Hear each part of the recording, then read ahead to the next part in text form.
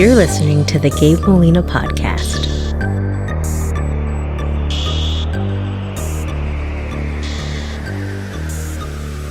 I'm going to start recording. Yeah. Been learning a few things. So there's been a lot of feedback as far as like white noise. Mm-hmm. And I think I had some of these settings too loud. So that's kind of why I've kind of backed them off. I like to hear things screaming in my ear because I feel like I hear everything. But I've backed off on some of the noise settings. It's not too bad. It's easier to load and stuff because I don't have to do like post stuff. I'm not very good at post-production stuff. Oh, yeah. So I just let it fly. So that's why if you hear the dogs scratching at the door, or Beaumont drinking water, or Nina during one of your other podcasts? Yeah, that's what's happening. Laziness. Well, this feels pro, man. I'm glad you're here. Jonathan Houston, super excited to have you here. Glad to be here. Flew in from Texas A&M, Bryan College Station. Yeah, well, we didn't fly. Drove fly. Yeah, we flew down Highway 21 here. And y'all went to, y'all got here early then, or did y'all get here last night? No, we woke up at like 5:15 or so. Jeez. Got the kids up and everything. Yeah, we hit the road at a little after 6. So anyway, since we were coming down here. So, by the way, I don't know if I told you this already, but the reason I'm in the area at all this weekend is because I'm going skydiving on Saturday. Tomorrow. Where are you skydiving at? It's this place out of San Marcos. I think it's called Skydive Spaceland, San Marcos. Really? Yeah.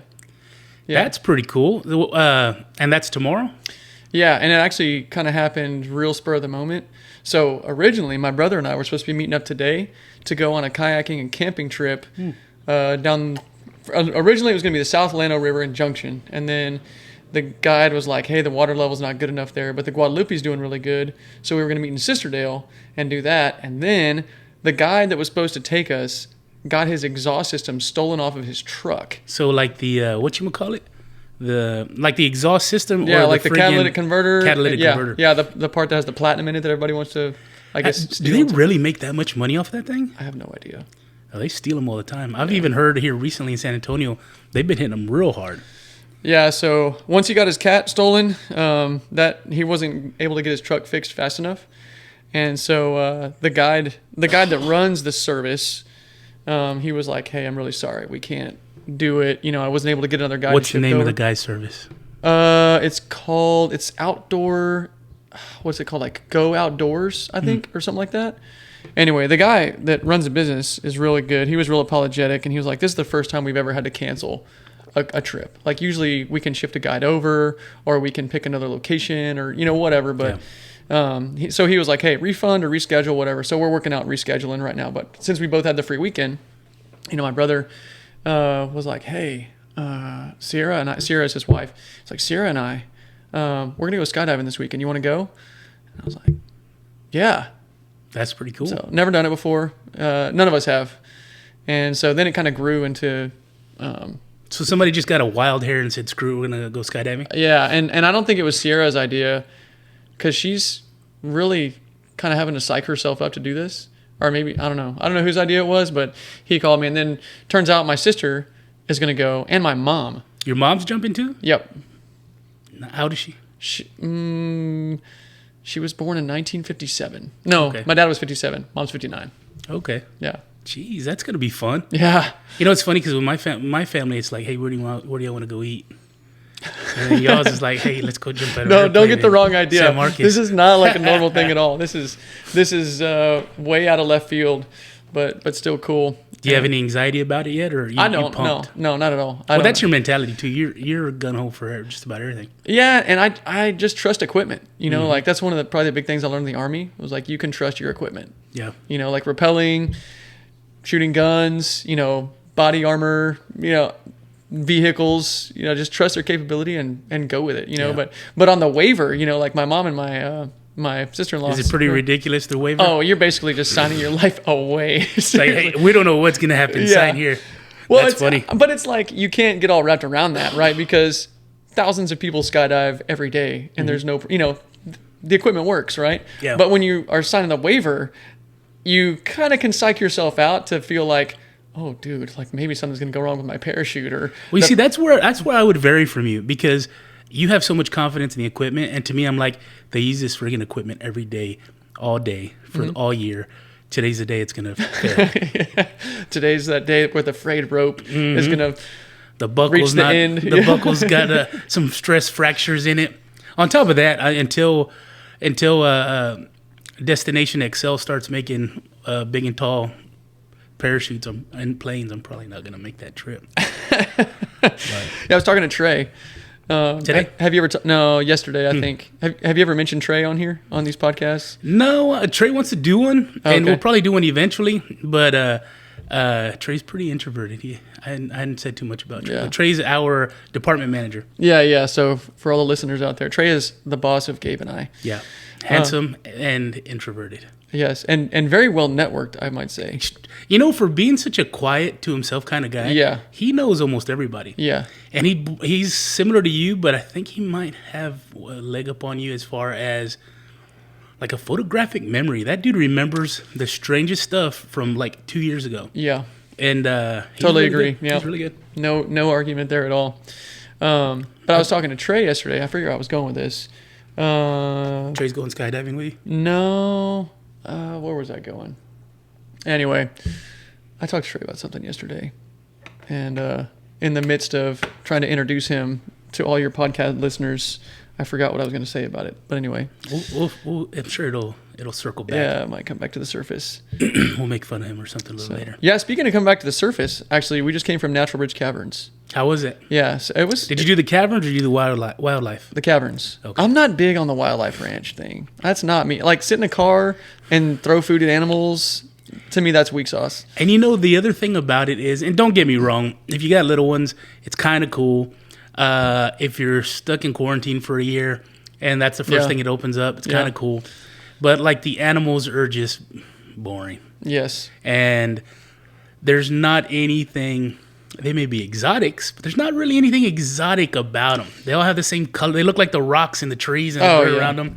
Yeah. The best part is at the end with the damn emu. Do they have the... Wait, I forget, because it's been a long time. Do they have the emu, like, sectioned off specifically for the end? I want to say that's where we saw them, and I don't remember seeing them anywhere else. Like, once you kind of get through most of the park, there's like a zebra emu area, and then I think you're out. And typically, I just roll up my windows and then watch the families in front of me with their little kids get attacked by the emu. Freak out about the emus. That's probably the best part of that. Well, they got those long necks that can reach inside the vehicle, you know? And they look pissed off all the time. Yeah. And they're quick, like when they peck at your food. Yeah. It's like if It's you're not violent. holding onto that cup, you know, that stuff's going flying. And then it's in your lap and they're pecking At you your lap. and your lap and everywhere else, like on the floor. It's super violent. Yeah. It really is. You know, people go, "Oh, I want to go see." No, roll up your damn windows. Yep. I even saw one kid last time. We went with Nina's cousins, Jacob and Liana. I want to say this past February, April, something like that. And I literally saw a kid screaming, probably about 5 or 6 years old, and just threw the whole bag out the car just to get the emu away from him. Yeah. Well, see, that kid was actually smart because some people just freak out, leave the food in their lap, and that emu just keeps going, pecking at your legs and stuff, right? I don't know how they don't get hurt because you know people have to hit the gas. Or just roll the window up on their neck or something. Yeah. I mean, I would imagine they probably do get a few hurt. There's got to be some stories out there at the wildlife ranch like, that Fred number 2. They literally need to do like a discounted price to where you just drive to the end. And skip the whole thing. Just go for it. And just go to the very end. For all you extreme wildlife ranchers out there, That's the portion you want to. here's the adrenaline package. Yeah, little discounted rate. You know, it's just shorter. Yeah. So how was the cave? Did the kids enjoy it? Oh yeah, it's awesome. It's so cool to. I mean, I've been in a cave before, you know, but to go that deep underground, you know, and you know they do things like turn all the lights off so you can experience total darkness. Because apparently there's only 2 environments on Earth where you can get total darkness. One is in a cave, and the second is in Gabe Molina's bedroom. Yes. No, that second one's a lie. But Well, our sex life is total darkness. Blacked out, Nina. no, that's not even what I meant. But funny that you went there. The second one is the bottom of the ocean because the sun just can't reach down that far. Yeah, but how far down do you have to go? You know, the guy didn't say, and I don't think she was an expert on. Oh, ocean depth. She told you today. Yeah, Okay. yeah. So anyway, it's yeah, I don't know if you've ever sat in total darkness even for a couple minutes like they do in there, but it's what she said was it can be kind of disorienting, right? And yeah, your eyes, you're looking, right? Your eyes are open, but you have no idea of any depth in front of you. Yeah. You know, so it's like you can't, of course, see your hand in front of your face. You can't see anybody around you. And the guide actually said it after about 3 months of total darkness. I don't know how anybody figured this out, but your eyesight starts to shut itself down. You know what I've heard? This sounds super stupid, but I like watching those like ghost adventure shows. Mm-hmm. And then one group had gone to a place where it was a prison, and apparently they were putting people in the hole, and it was just pitch black for so long they were coming out blind. And I thought they were full of it, but now that you said that, makes sense. Yeah. So you'll take it from a Natural Bridge Cavern tour guide. Yeah, because they do it every day. Yeah. You know, I went once, and I think it was a school field trip. I don't know what grade, maybe 5th grade, 6th grade, I don't know. 2 things happened. Okay, I take that back. 3 things happened. I was out of breath a lot. That's one. I realized I was claustrophobic, maybe? Could you be claustrophobic in a cave like that? Yeah, I'm sure it can happen. It's wide open, but knowing that you're underground freaks me out. Yeah, but there's also little tunnels and stuff that you kind of have to, like, not crawl through, but, you know, it's tighter than your I remember ours being open, Yeah. but I just remember freaking out being underground, and then when they would turn the lights out. Yep. And so that was the second one. So I don't know if it's claustrophobia, but it was something. Just that uncomfortable fear. I can't get No, out. I don't get uncomfortable. Either I'm good or it's just pure over panic the deep fear. end. Yeah. So that was the second one. And the third one was I realized Rocky Mountain jeans were amazing because one of the girls in our class had Rocky Mountain jeans on. And I guess she was developing faster than everybody else in the school. So that's when I was like, holy crap, Rocky Mountain jeans. Wait, and you learned that in a cave? Is that what you're saying? Well, yeah, because we had to walk straight up like 40% slope or something to get out. Okay. And it was like, what is that? Rocky Mountain jeans? So, yeah. So that was the 3 things. Yeah, the 3 most important things. Wow. I think we hit the snack bar after, but I had a lot of snack bars. I wasn't sweating that. But it's cool down there. I think it's we did the lighting, Trey, and speaking of Trey and yeah. I think Jeremy had done some things with the lighting, and so we've seen videos of it, and it's pretty amazing when you do the, I guess, LED lighting or something, how bright it gets and how much more you can see. So I guess if you've seen it before in the 6th grade, 35 years ago, it's worth going to see again because you can see it a totally different way. And then I know we're not supposed to talk about it, so we're not going to, but they're going to do some pretty cool stuff up there pretty soon. Yeah, I was kind of, we got to the bottom. We went on that Hidden Passages tour that's in the section that we're going to be working on. And it's just blocked off. Like normally they would take you into that place they call the ballroom. Okay. But the tour guide actually stops there. There's a rail that they modified to cut it off right there. And she said, hey, can you hear that? And if you listened hard enough, you could hear some kind of construction machinery, like deep in the cave, and Tejano music. Oh, really? Yeah. Hey, if work's getting done, there's some Spanish music playing. And it's just echoing right down through the rest of the cave. It's hilarious. Let me tell you something. I'm a lazy bastard, and No especially way. in the hot summertime. No way. Forget about it. But if you want to get any kind of work out of me, I don't even know Spanish. Yeah. Unless I've been drinking. Then I'm fluent. But Orale. you play some Spanish music, some shit's going to get done. I don't care who you are. I don't know if it's the diggity. If that just kind of, I don't know. It's like it makes your foot want to tap, but it's not your foot want to tap. You But want it to does 2 things. pick up a hammer or something. It makes you want to be productive. Yeah. And drink. So that's kind of the double-edged sword there is there's a certain point where you've done so much work and listened to so much music that it's time to start drinking. And then all of a sudden your productiveness goes down. Yeah. So yeah. my buddy Bojan, when they do foundations, he's like, we'll get out there. He's told me before they'll go out at like 3 a.m, get started, Spanish music. The grill's going and they've eaten and they're finished and it's like 8 o'clock in the morning. It's like, I don't know if I could do that. I maybe could stay up all night. That's my problem too, is I'm not a morning person. Yeah, man.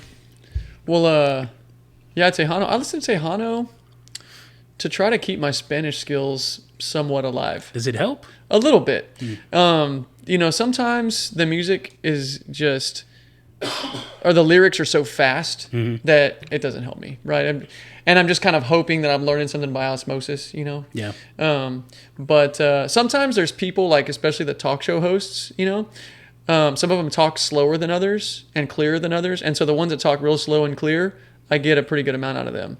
Do you use Spanish much when you do the summer instruction? Yeah, all the time. So and that's kind of one of the reasons I'm big on it now, is because I was speaking probably like 50% of the conversations I would have in Spanish, and I would, and the guys on the crew that I work with, doing this electrical work, they can all speak English, but they're all from like El Salvador, Mexico, Honduras, things like that. And so, for the ones that can't speak English, it's a great chance for me to practice Spanish, because not only can I speak to Spanish in them, but then I get to try to understand what they're saying to me, right? Yeah. Now, all the guys that speak English, a lot of times, instead of them wanting to speak Spanish to me, they want to practice their English anyway. Right. So I talk to them in Spanish, and they respond back to me in English, which at first I was kind of frustrated by, because I was like, come on, man, I'm trying to practice here. But I wasn't thinking about how they wanted to practice their skills too. Screw your English. I'm working on my damn Spanish. Yeah. That's funny. How do you feel that your Spanish is coming along? Is it pretty good? They tell you it's pretty good, or? Yeah. I mean, I didn't really know how to take this, but there was one place that we were working. It was at an ink factory, right? And one of the white guys, he had heard me speak in Spanish, and he was like, "Hey, we need a translator. Would you be able to translate?" And I was like, "Dude," I know my Spanish probably sounds good to you, but I'm not translator quality here. He was like, "Oh, okay." And he looked at one of my English Spanish speaker guys named Tony, and he was like, "Tony, what do you think?" And Tony was like, "He tries." I was like, "What's that supposed to mean, man? You've been responding to me all day. Are you not telling me I'm saying a bunch of stuff wrong and sound like an idiot?" So anyway, yeah, that happened, and so I like I said, I didn't really know how to take that. Like if that was a compliment, or if he was kind of like giving me a little passive aggressive jab there, like, "Dude, you really are terrible at Spanish." And I would take it as a compliment. That's on the optimistic side of me, is right with you. Because even for me, I don't speak Spanish very often. Yeah. And when I do, it's not that great. Yeah. But I found that it's easier for, like, if I'm this sounds super stupid, and we haven't been to Mexico in forever. But I remember when we'd first get into Mexico, it was terrible. My Spanish was freaking terrible. Yeah. The longer we're there, the more your R's would roll. Yes. And the more, you'd hit the accents where they needed to hit. Yes. And so the more you are doing it and exposed to it consistently, the more you kind of get in the pocket, and you're like, okay, I'm picking up what you're putting down. I've been there. Yep. Yeah. So that helps to be able to go all day and talk to guys. So, and it's beneficial to you because you can understand things and communicate some. And oh yeah, I'm sure they love teaching people too. So yeah, and you learn kind of cool stuff that you won't. A lot of people's kind of fallback when they don't understand something is to go to your phone, and where do people go? Like Google Translate, right? Yeah, you go to Google Translate. Well, I was trying to look up a word that one guy had just told me. He was like, "Oh man, Google ain't going to tell you the right answer." Yeah. He was like slang or something. Yeah. He was like, it's slang. And one of the words, I like learning cool words like this. It was raining on the job site one day, and it was kind of slowing down to where it was just kind of sprinkle or drizzle. And he goes, "Hey, it's cheapy cheapy," and I was like, "What?"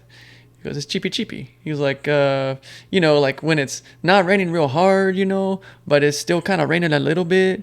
That's cheapy cheapy, And then he told this story about how in Mexico, he was working at this auto body shop, and there was a rooster nearby, and the rooster knew when the rain was going to stop, because every time the rooster crowed, the cheapy cheapy would stop. Yeah. My dad, even recently, he's been like, how come you don't know Spanish? And I told him, I said, you ask yourself that question. You're the reason I don't know. What's funny is even when I went to high school and I started taking like high school Spanish, I really learned he didn't know Spanish either, because all the words that he used didn't exist. It was all slang. It was all Tex-Mex. Yeah. And so my buddy, what was his name? Jeremy Blevins. Tall white guy. Jeremy Blevins. Got me through that I class. knew a Jeremy Blevins. You probably do, because he's the shit. He's Jeremy Blevins. He was in the Air Force. He's probably worked some in Houston. He's got a brother named. No, it was Jason Blevins. Dude, I'm trying to remember where I know a Jeremy Blevins from. Must have been somewhere in high school. No, the Jeremy and Jason. I was thinking Jason Blevins. Jeremy was the older brother, but Jeremy lives in San Marcos. But they're both originally from George West. But both good dudes. Jason's the one that got me through Spanish class, and he did a great job at. One year he went to go talk at graduation, and I was there. I think one of my nephews, and I usually get kind of, I don't know, graduation speeches. Hey, you're the class that's going to change the world. We've had a whole bunch of classes, but your class is the one. And so when Jason showed up, it was such a breath of fresh air. He didn't give any of that. It was basically, hey, unless you work hard and do for yourself and stay ambitious, you're screwed. Amen, brother. And so it was beautiful. I thought None of this patting you on the back just because you're sitting in a chair with a little frock on today. Yeah. I wish he talked at all of them. Speaking of translator, though, when I was, I don't know, 19, 18, I worked at the county jail in George West. Yeah. Oh, I remember a lot of your stories from that. Yeah. Hilarious. And I may have told you this one, but I'll tell you again so it's recorded. But I remember we had this one guy come in, and same thing. It sucks because you're the guy with brown skin. Hey, I need you to talk Spanish to this guy. Oh, I don't know Spanish. My dad and mom talk Spanish behind my back, so I wouldn't know what they're talking about. So I go in there, and it was the worst scenario ever. It literally was an older guy. Older, like? I would say he had to be in his 60s. And you're what age right now? 19. Oh, snap. So he's talking Spanish, and he's Cuban. Spanish, Cuban, and Dominicans, and even Puerto Ricans. Really fast Good Spanish. luck. Yeah. So he's sitting in there, and I'm trying to book him or whatever. And let me cough real quick. Nina's going to talk trash about that one. So he keeps telling me, tengo video. And I was like, what the hell are you saying? I have what? Tengo video. Right? That's all slurred together. All slurred together, man. And so this white guy, trooper, walks by, and I thought he was being an ass. And he says, hey, man, you want me to translate for you?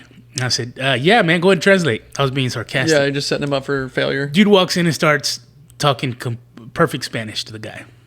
And he goes, oh, he's telling you he's got a glass eye. He said, tengo ojo de vidrio. And so I was like, ask him if he has tattoos. And I asked him, we went through the whole thing. It was funny to watch that guy because he looked at me like I was the biggest waste of space on the planet because I had a white guy translating for me. I think he even nodded his head a few times like, you fat piece of shit.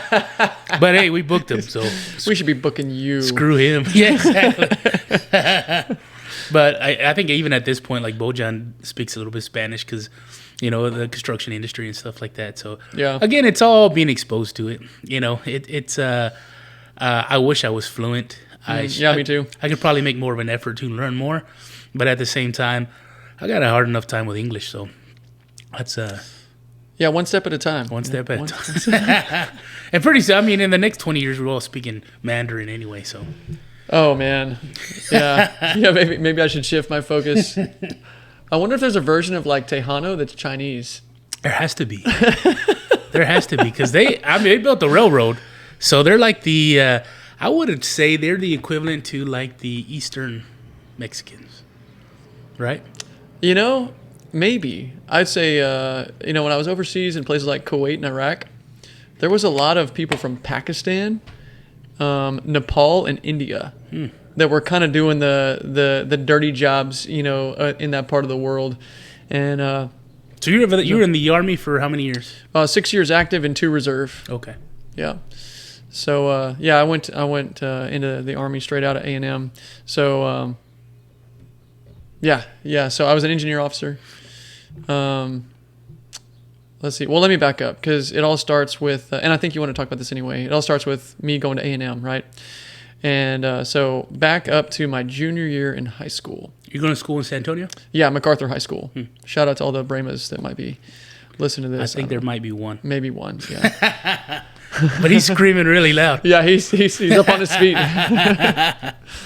So I'm a junior in high school, and this was the time where I had decided that I wanted to go to A&M because I knew the Corps of Cadets was there, right? So, and this was all driven by I knew that I was interested in the military, right? But I wasn't sure if I wanted to sign on the dotted line.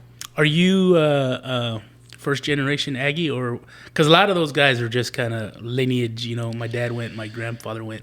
Yeah. So, So my mom and dad both went to A&M. Okay. But neither one of them were in the Corps, right? So, yes to what they call a legacy Aggie. There you go. You know, but first generation Corps of Cadets, right? So, junior year, I want to be in the Corps. I want to try out the military lifestyle with no obligation, and I made friends with a guy that was a senior. His name is Mike Crane. He plays a big role in all this. And so Mike, we become buddies because he wants to be in the Corps. He's in the high school band. I'm not. You know, I've never really played an instrument ever. And Mike is like, yeah, I'm going to go and I'm going to be in the band in the Corps. And I was like, yeah, I'm going to be in the Corps, but not in the band because I don't know how to play an instrument. And so we start, you know, we'd go play pool and stuff like that and just hang out a lot. Well, you know, he graduates, and so I become a senior. He becomes a freshman in college. He goes and does his freshman year, which is called fish year at A&M. And so he does part of his fish year, and he comes back on like a Christmas break or something, right? And he's, you know, we hang out, and he's like, John, he's like, you got to be in the band, man. You can't just be in the regular Corps. The band is so much better than the rest of the Corps. And I was like, man, I'm all on board.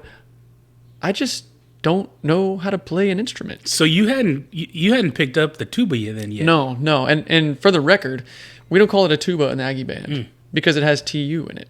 Oh. And TU stands for that university down in Austin. That we don't want, the university that shall remain unnamed. That shall remain unnamed. Which, you know, side note, I'm super excited about them coming to the SEC. Oh, I am too. Because I want another chance to beat the crap out of them. Yeah, you know, when I saw that coming up, I guess maybe in like 2025 or something like that is what they're talking about. Yeah, I was super excited because there's certain rivalries that have to happen. You know. Yeah. And it's not and only this is one of them. Yes, Texas A&M and the other one, they've got to play each other. Yeah. You know, and it's just good for Texas, for one. Yeah. It's good for college football, sports, just in general. I mean, that's one of those rivalries that you got to have it, you know? So that's kind of nice that... Now, I will say this. I think once that happens, you probably don't have to watch any other conference. Just watch the SEC because they're going to have everybody. Yeah. It's going to be a bunch of heavyweights all in the same ring. Oh, yeah. Yeah, it'll be interesting, but yeah, I can't wait for TU to come over, and that'll give us another chance to beat the crap out of it. And what a lot of Aggies know, most Aggies know, and what other people may not, is that a lot of traditions at A&M came from the rivalry between A&M and TU. Yeah, so like Bonfire, for instance. Yeah. I mean, it's not a on-campus tradition anymore. They have to do off-campus now, but that was all about the TU game. Wait, time out. Let's back up. What do you call a tuba? A bass. Oh, okay. Yeah. So we call it a bass. Yeah, I didn't quite close the loop on that, right? Yeah. It's like we can't call it this, but you can't call the it unnamed anything. instrument right now. A bass, okay. Yeah, we call it a bass. And okay, yeah. So back to the story. So Mike is like, yeah, you got to be in the band. I say, I can't play an instrument, and he's like, well, don't you you have access to any kind of instrument? Well, the answer to that was yes, because my younger brother Mark, who I'm going skydiving with tomorrow, he was at the time in band, and he played the trombone. So he had a trombone that I could basically pick up anytime he wasn't using it. And so Mike was like, dude, practice that trombone, get good at it, and I'll come check on you back in the spring, like spring break or something like that. We'll see how you're doing. He's like, I'll even get you the Aggie band music and stuff. Cool. And when you're in high school, at the time I was like, man, Mike leaves, and I was like, man, I'm too busy to do this trombone stuff, And in reality, I had like oodles of time on my hands, but when you're that age, you just like don't realize. You're swamped, man. Yeah, I'm swamped. So anyway, I don't touch the trombone basically, and Mike comes back and checks on me sometime in the spring semester, and he's like, hey, how's the trombone going? I was like, honestly, Mike, I haven't even touched it. And he was like, okay, well, that doesn't even matter because you need to be a bass player. You need to be in my section. And I was like, what? And he's like, yeah, it's so much better than all the sections in the rest of the band. I will say that is the coolest one from watching from the stands. Oh, yeah. Or being a spectator. Yeah. The bass is the best instrument. Oh, I'm so glad I was when they get to the end of the line and they do that little turn. Yeah. I love it. And the whole crowd, like the whole stadium, sees it coming, and they all do the with the pop of the horn. It's so awesome. There's actually a special drill that the Aggie band does. It's called a bass extraction. Kind of just fancy terms. That means like the bass section comes out by itself from the rest of the band. And we do it to this song that's called Them Basses, which is one of the only songs where a bass doesn't have like a boom, boom, boom, boom type of part, right? And anyway, those were the cool, like we looked forward to that. We did like every 2 years, a bass extraction. And we'd be out there, we'd play a few notes, and then we would just by ourselves do this bass counter march that you're talking about. And the whole crowd would feel it coming, and there'd be this, from 80,000 voices. And you just feel like 20 feet tall that day for being a bass player. I'll tell you, I'd go with my buddy Bojan and my buddy Trey. We went to a game, and then I've seen the band a couple of times at either games or events, or I think one time they even played they've done it more than once, but I've seen them once, Battle of Flowers Parade. Yeah, in San Antonio. Yeah, and so it's awesome, man. And it's funny because like you have people that love the other colleges in Texas and even other colleges. And I'm sure they have great things and traditions and things that they do. But when you're in the stadium and you're watching the band play, it's like you're kind of like, Aggie band, you hear about it all the time. But when you're watching it at the end, you're like, holy shit, I saw something. Yeah. That was something cool. Man, I can remember when I was little. And, like I said, my mom and dad were Aggies, right? So we went to some Aggie football games from time to time. And there was this one at the Alamo Dome. I don't remember how old I was, but I mean, I was young enough, to still be looking up at my dad, by a couple feet. Mm-hmm. And I remember we were at this football game, and it was halftime, and the Aggie band comes out, and my dad's like, all right, stand up. We gotta see this band. We gotta watch the Aggie band. And I think was the first time I'd ever seen them.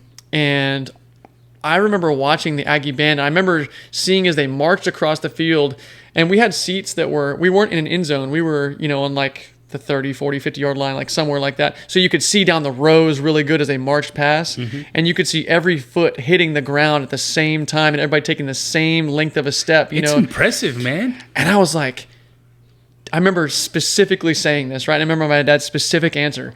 I was like, Dad, how do they do that? And he looks down at me with his big smile on his face and he goes, they're Aggies. I know, right? That's probably the perfect answer. Man. And it was as if at that moment my destiny was set on practice, son. Lots of practice. Which is also true. But yeah, I mean, that's the first moment I can remember, seeing the Aggie band and being like, wow, that is so cool. And even to this day, having been in the Aggie band, it's kind of like I know the magic, right? I know how they do it all. But even when I watch the performances now, it's just like, man, that was good, So how long does it take you to get, I guess, fluent in the bass? Okay. and then in the marching and all that good stuff. So the short answer to your question is, I don't know, 3 months. Really? That quick? So here's the story, right? Mike tells me I need to play the bass, and I said, Mike, okay, like I'll call around town and see if there's anywhere that I can rent a bass from, right? So nobody in San Antonio rents basses.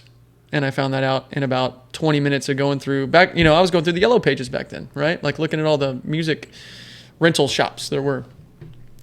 Everybody said, no, sorry, we don't rent that. We can rent you anything else except a bass. Yeah. And so I'd imagine they're pretty expensive. Yeah. I think a new one at the time, I'm shooting from the hip here, $4,000. Yeah. $4,000. So it's not cheap. And then of course, if somebody dents it or breaks it or something, whatever. So anyway, I report this back to Mike. Said, hey, Mike, nobody in San Antonio rents a bass. I'm not going to be able to I don't know how I'm going to be able to play this or practice it. He was like, okay, that's okay. My high school band director, let's go see him next time I'm in town, and I'll ask him if he can let you borrow one.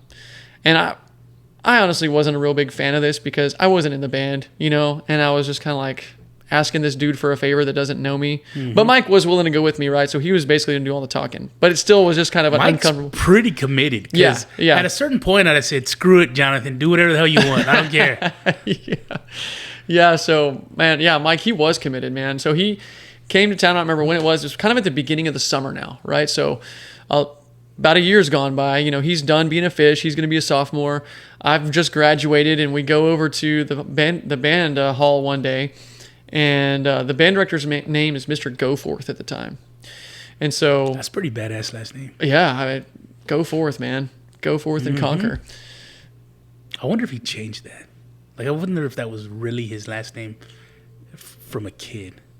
Because think about it. A band director with the last name of Goforth. Yeah. That's the shit. Yeah, that's pretty good. I can't think of anything better right now, No, honestly. I can't either. I will say this. The one last... That matches... as far as me liking it, there was a Notre Dame football player back in the 90s. He was a middle linebacker, and his last name was Stonebreaker. Oh, yeah. Oh, yeah. So that's up there with that one. But anyway, go ahead. So we go up to MacArthur High School, and I guess Mike had called ahead or something because Mr. Goforth was there. And we walk in, and, I'd never seen these two interact before, but apparently they had a good relationship. Because Mr. Goforth is like, hey, Mike, how you doing? It had been about a year since he'd seen him, so at least he remembered him, right? And him and Mike talk a little bit about, Mike being in the Aggie band, and, it's going great, that sort of thing. And, hey, my buddy John here, he's trying to get into the Aggie band, but he doesn't know how to play anything, and we're really trying to get him to be good at the bass so that he can be in that section in the Aggie band. And we were wondering, if maybe you had a horn laying around that he could borrow, for the summer.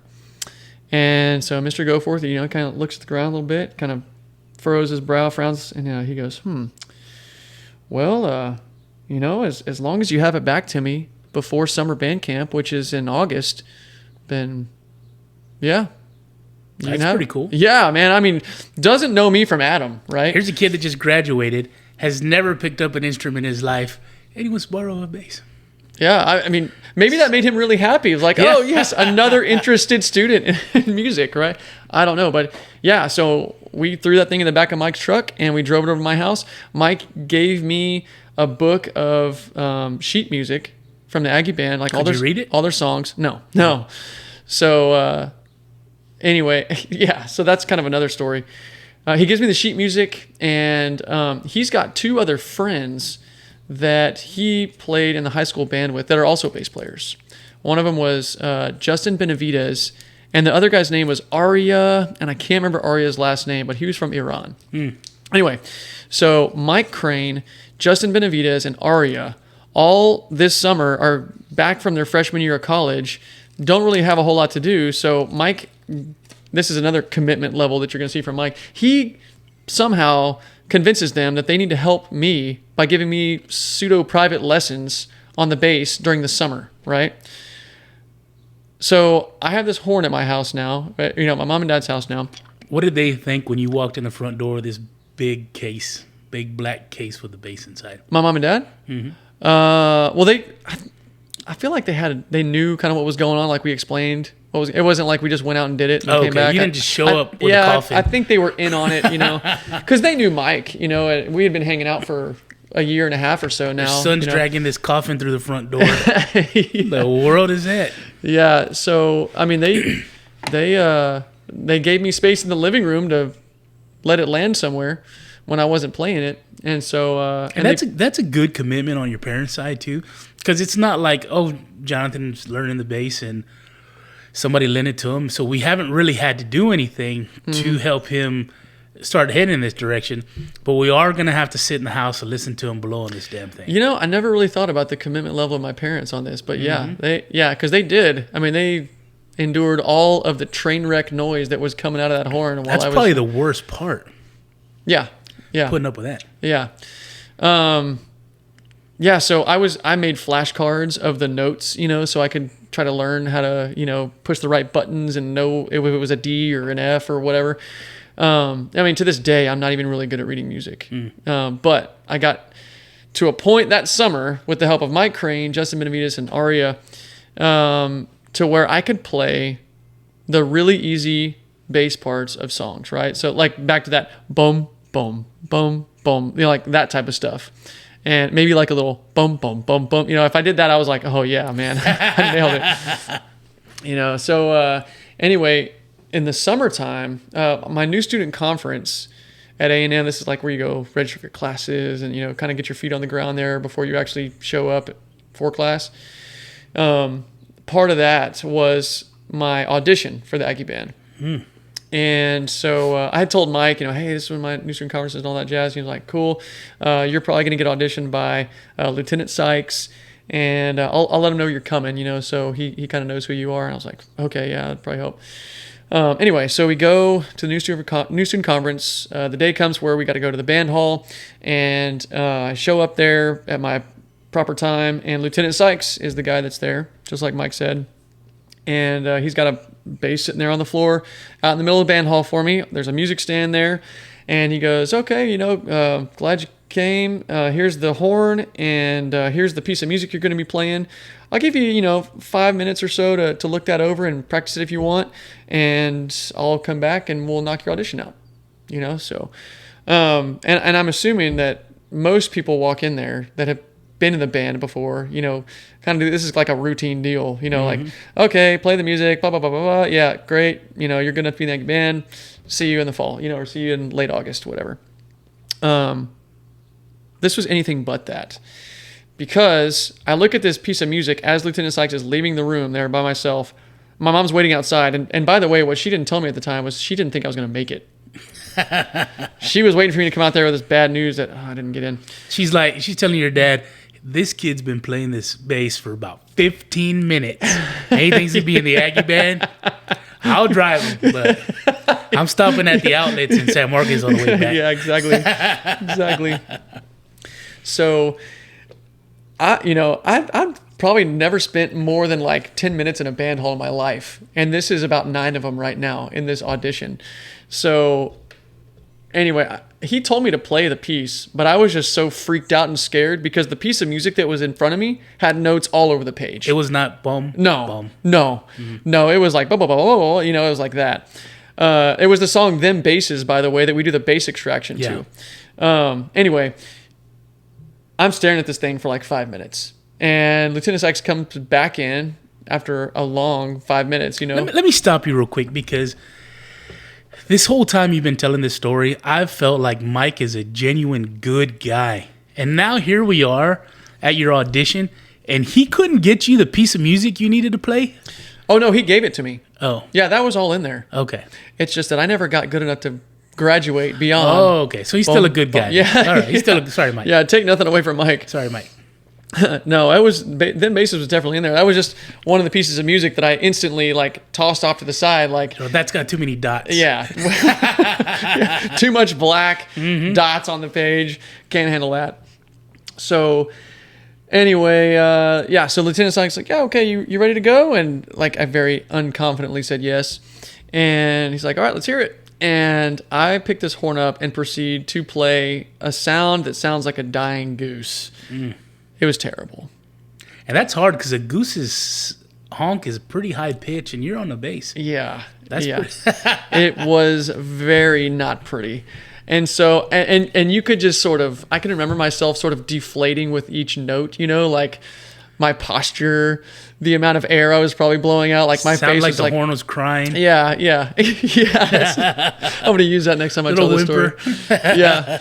And I get to the end. He told me to play 2 bars or something like that. And I was like, I get to the end of the last bar. It's the last note was And he goes, kind of licks his lips a little bit, nods his head. He's like, okay, why don't I walk you through this and kind of tell you how it's supposed to sound and help you with the way that you're supposed to push the buttons and stuff, help you with the fingerings and things like that. I was like, okay, I'm just waiting for him to give me the hammer, kick me out of there. And so he walks me through it, teaches me / reminds me of a little bit of how my fingers are supposed to be playing the notes and stuff. And so I played a second time. And this time the goose isn't quite dying. It's just sick, right? Not pretty still, but it's better than the first time. And so Lieutenant Sykes is like, okay, put the horn down. Come over here. Sit at this table.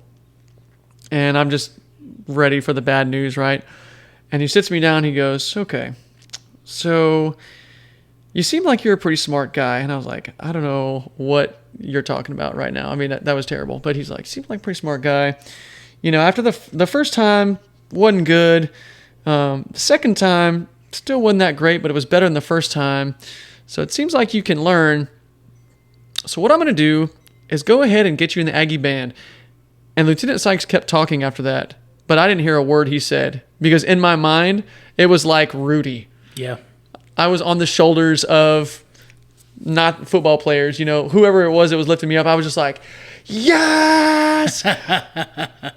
And one thing I do remember him saying, though, was like, practice some more over the summer. And I mean, whatever he told me to do, it was just, yes, sir, you got it. You know, I'll show up here ready to rock, you know, or whatever band people say. Well, that's a big deal for him to recognize that. You know what I'm saying? I mean, I'm sure he sees hundreds of kids, if not thousands of kids. For sure, yeah. But to be able to recognize that because you are a smart guy, and to recognize that if he's going to take a chance on you, the likelihood of you being successful is going to be high. Because otherwise, he'd have said, your mom's right, you suck at this. Yeah. Well, I honestly think, I think Mike was true to his word on telling them who I was and, you know, kind of prepping the battlefield a little bit so that I didn't get thrown right out of there after the first note. You know, I think, I don't know to this day. I have no idea if that actually happened, but it's hard for me to believe that unless that happened, you know, without that happening, that I probably would have just been tossed out of there. You know, yeah, but still, I mean, when you think about it, yes, I'm sure Mike did that because he did a lot to help you out. Yeah. But at the same time, I'm sure there's a lot of other band members that go, hey, I got a buddy of mine. He's pretty good. I'm going to bring him up so he can audition. Now, granted, they may not have been playing the bass, and it may not have been this in particular guy who was doing the auditions. Yeah. But that's got to happen a bunch. So that's cool for him to recognize something in you at an early age like that. Yeah, so the sort of funny part about this is that my senior year in the Aggie band, I wound up being the Aggie band commander. Oh, really? Yeah. That's cool. So kind of crazy turn of events. Now, you know, what is your responsibility as a commander? Well, and that's kind of the thing is that as commander, well, let me put it this way. You remember, if you remember the last Aggie band performance you saw, you know, there's everybody marching and playing. But there's 3 guys that are not playing an instrument. They have these big sticks that they're waving. They got Christmas decorations on the end. Yeah, it looks like that. And those guys are drum majors, right? So they're there keeping the beat and blowing the whistle and things like that so everybody knows when to maneuver and all that good stuff. Are they actually doing something? Like, are people actually focused on them? Oh, yeah. Okay. Oh, yeah, because you'd be surprised at how quickly a band of 300 people will start to play at their own, like individuals will start to play at their own tempo, and it will kind of cause this weird sort of like pulsing sound in the band, you know, where instead of like one solid note like bump, it'll be like ba-bump, ba-bump, like that. And so the drum majors help kind of keep everybody on beat with the motion of their mace so that everybody continues to play the note together. Gotcha. So they play a really important role. They kind of look like they're for show, you know, if you don't know what's going on. Because it doesn't really, I mean, it's like, looks like the band could do that without those guys waving those sticks around, you know. Especially at Grambling State. Yeah. Yeah. I don't even know what that is. It's the college. You need to Google. First of all, you need to go Google the Aggie band. But then you need to check out Grambling. It's pretty bananas. It's a black school, I think in Georgia. And those drum majors, they get out of control. Oh, yeah, man. Drum majors are one of those things that just go so over the top in place. And that's one of the things I like about the Aggie band. It is so not showy. You know, like there's no feathery hats, you know, there's no British soldier looking uniform. Oh, yeah. You know, like there's no shiny bells and whistles. Like it's just khaki. Most of the time, it's just khaki uniforms, right? That people make fun of us for all the time, you know. And the the true flash just comes from everybody doing everything at the same time. Like when you see people's backs, making a 90-degree turn all together, there's just something that is freaking awesome about that. Mm-hmm. And so that is one of the things I love about the Aggie band. Like, it's so not showy, especially on an individual level, but it just sort of makes the group effort be the show. Yeah. So it's impressive. The drum majors, yeah, they're not really showy. I mean, they have a little bit of a, if you know what you're looking at on their uniform, they have some fancier stuff, but it's nothing, that gaudy pops out, nothing gaudy. Yeah. Anyway, so the drum major, all this about drum majors to say that I wasn't one of them. We're just clarifying. That's what people usually think when they hear Aggie band commander. It's like, oh, you were the guy directing. I was like, no, that wasn't me. So the drum majors are in control of the band on the field for performances and stuff, right? The commander is in charge of the band off the field. Okay. Right. So I was more like, in charge of order, discipline, just kind of like a military commander of a unit, that type of thing. Gotcha. Not the musical leader. So yeah, I mean, it sounds ironic when it's like, oh yeah, he didn't know how to play an instrument, became the Aggie band commander, right? Well, at the end of the day, like, you don't really have to be a great musician to be the Aggie band commander. You just, that's still pretty cool. Yeah, it was cool. I mean, and being at A&M, it was awesome because, and I say this to this day, at A&M, what I didn't appreciate at the time, being in the Corps of Cadets, and there was another group within the Corps called the Ross Volunteers that were just so many good people all in one place, right? Like, just really solid people who really wanted to have good character and integrity. And, of course, it's not 100% that way, but what I didn't appreciate at the time is that was probably the time in my life where the concentration of just high caliber people like that was at its peak. It peaked when I was in college. Like, and I'm talking about the concentration. I mean, like, guys like you and other guys that I met in the Army and stuff like that, like high caliber people, right? But the concentration that was there of just so many in one small place at a time, I don't think I'll ever see that again. Let me ask you this, because you have, you talking about this makes me think about the quality of your communication skills. So I'd imagine maybe that's where you started developing it, was at A&M, being able to communicate with several people in mass and being able to get people to do things together and have, I guess, more of an efficient means of doing things and moving and behaving. Yeah, I mean, the Corps, and this was openly talked about in the Corps, like, this is a leadership laboratory. Yeah. It is literally a leadership laboratory. From the time you were a fish and you walk in the door, right, the first thing you learn how to do is follow. I mean, you can't be an effective leader unless you can first take orders, right? So your fish year is nothing, absolutely nothing, but following. And not only that, it's getting punished when your people, like we call it your class. So like everybody in the Corps is broken up into units, right? The unit that I was in the band was called A Battery, or ABAT for short. So in ABAT, we started with like 35 fish class of 35. And, there's always people that quit, what we call punch, so a bunch of them punched and we wound up down by the end with 25. Okay.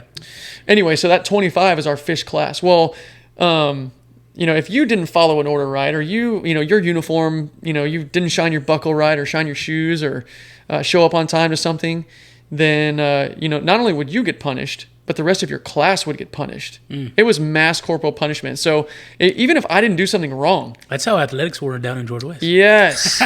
Yes. You don't want to run? You don't have to run, but we'll make everybody run for you. And you can watch. Yeah.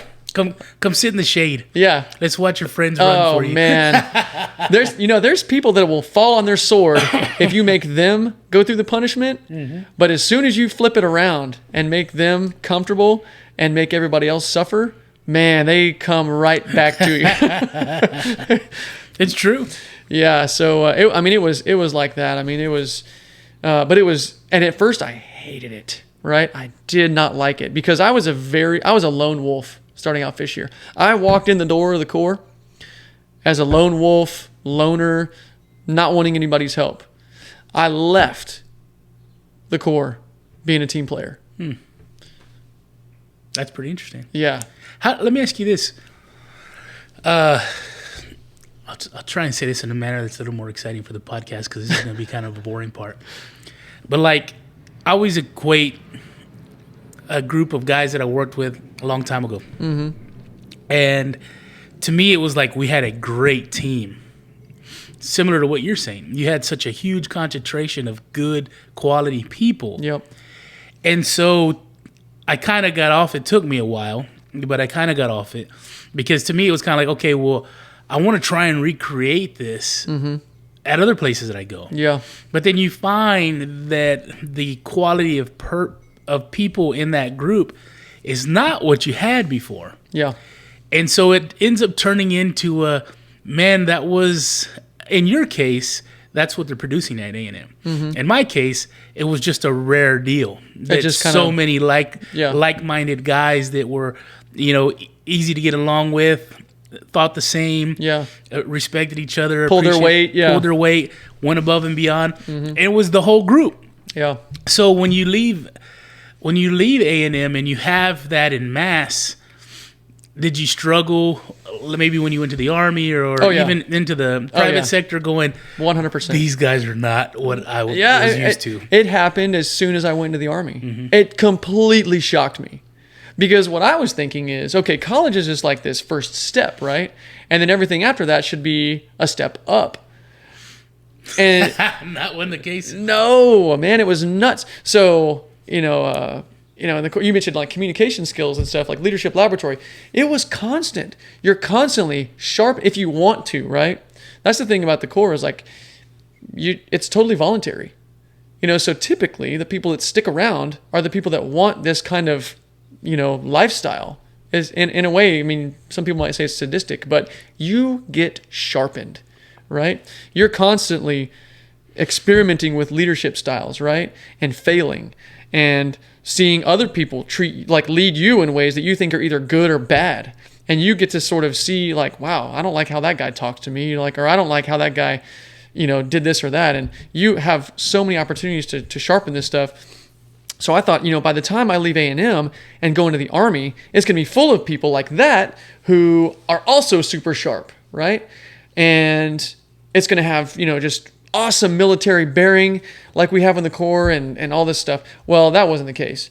I mean, it started to hit me in the Army when I was in an office and there was a non-commissioned officer there, an NCO.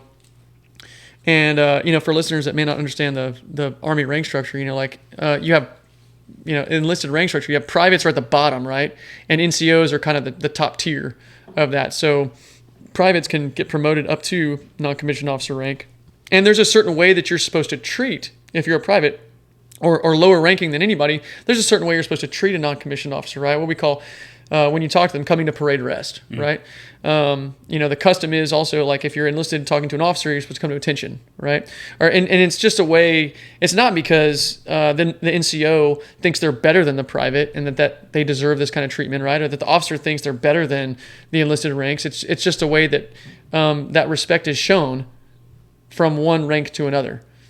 And so I was kind of expecting to see all that, and that is not what happened. I saw a private first class go up to an NCO, not go to parade rest, and say, "What's up, Sergeant?" And that sounds like a small thing, but I mean, I kind of did a double take. I was like, "What?" And the NCO didn't do anything. And I continued to watch stuff like this happen, right? Where it was like, "Oh crap," the discipline here is low, and people show up in wrinkly uniforms, and look. They have crap hanging off their rucksack. It's not all nice and tight and tied off and taped and everything. Gosh, man, this is low discipline, right? Yeah. And so that's where it really started to dawn on me that, wow, what I came from might be the highest level of discipline and character that, concentration that I'm ever going to see. So how did you deal with that?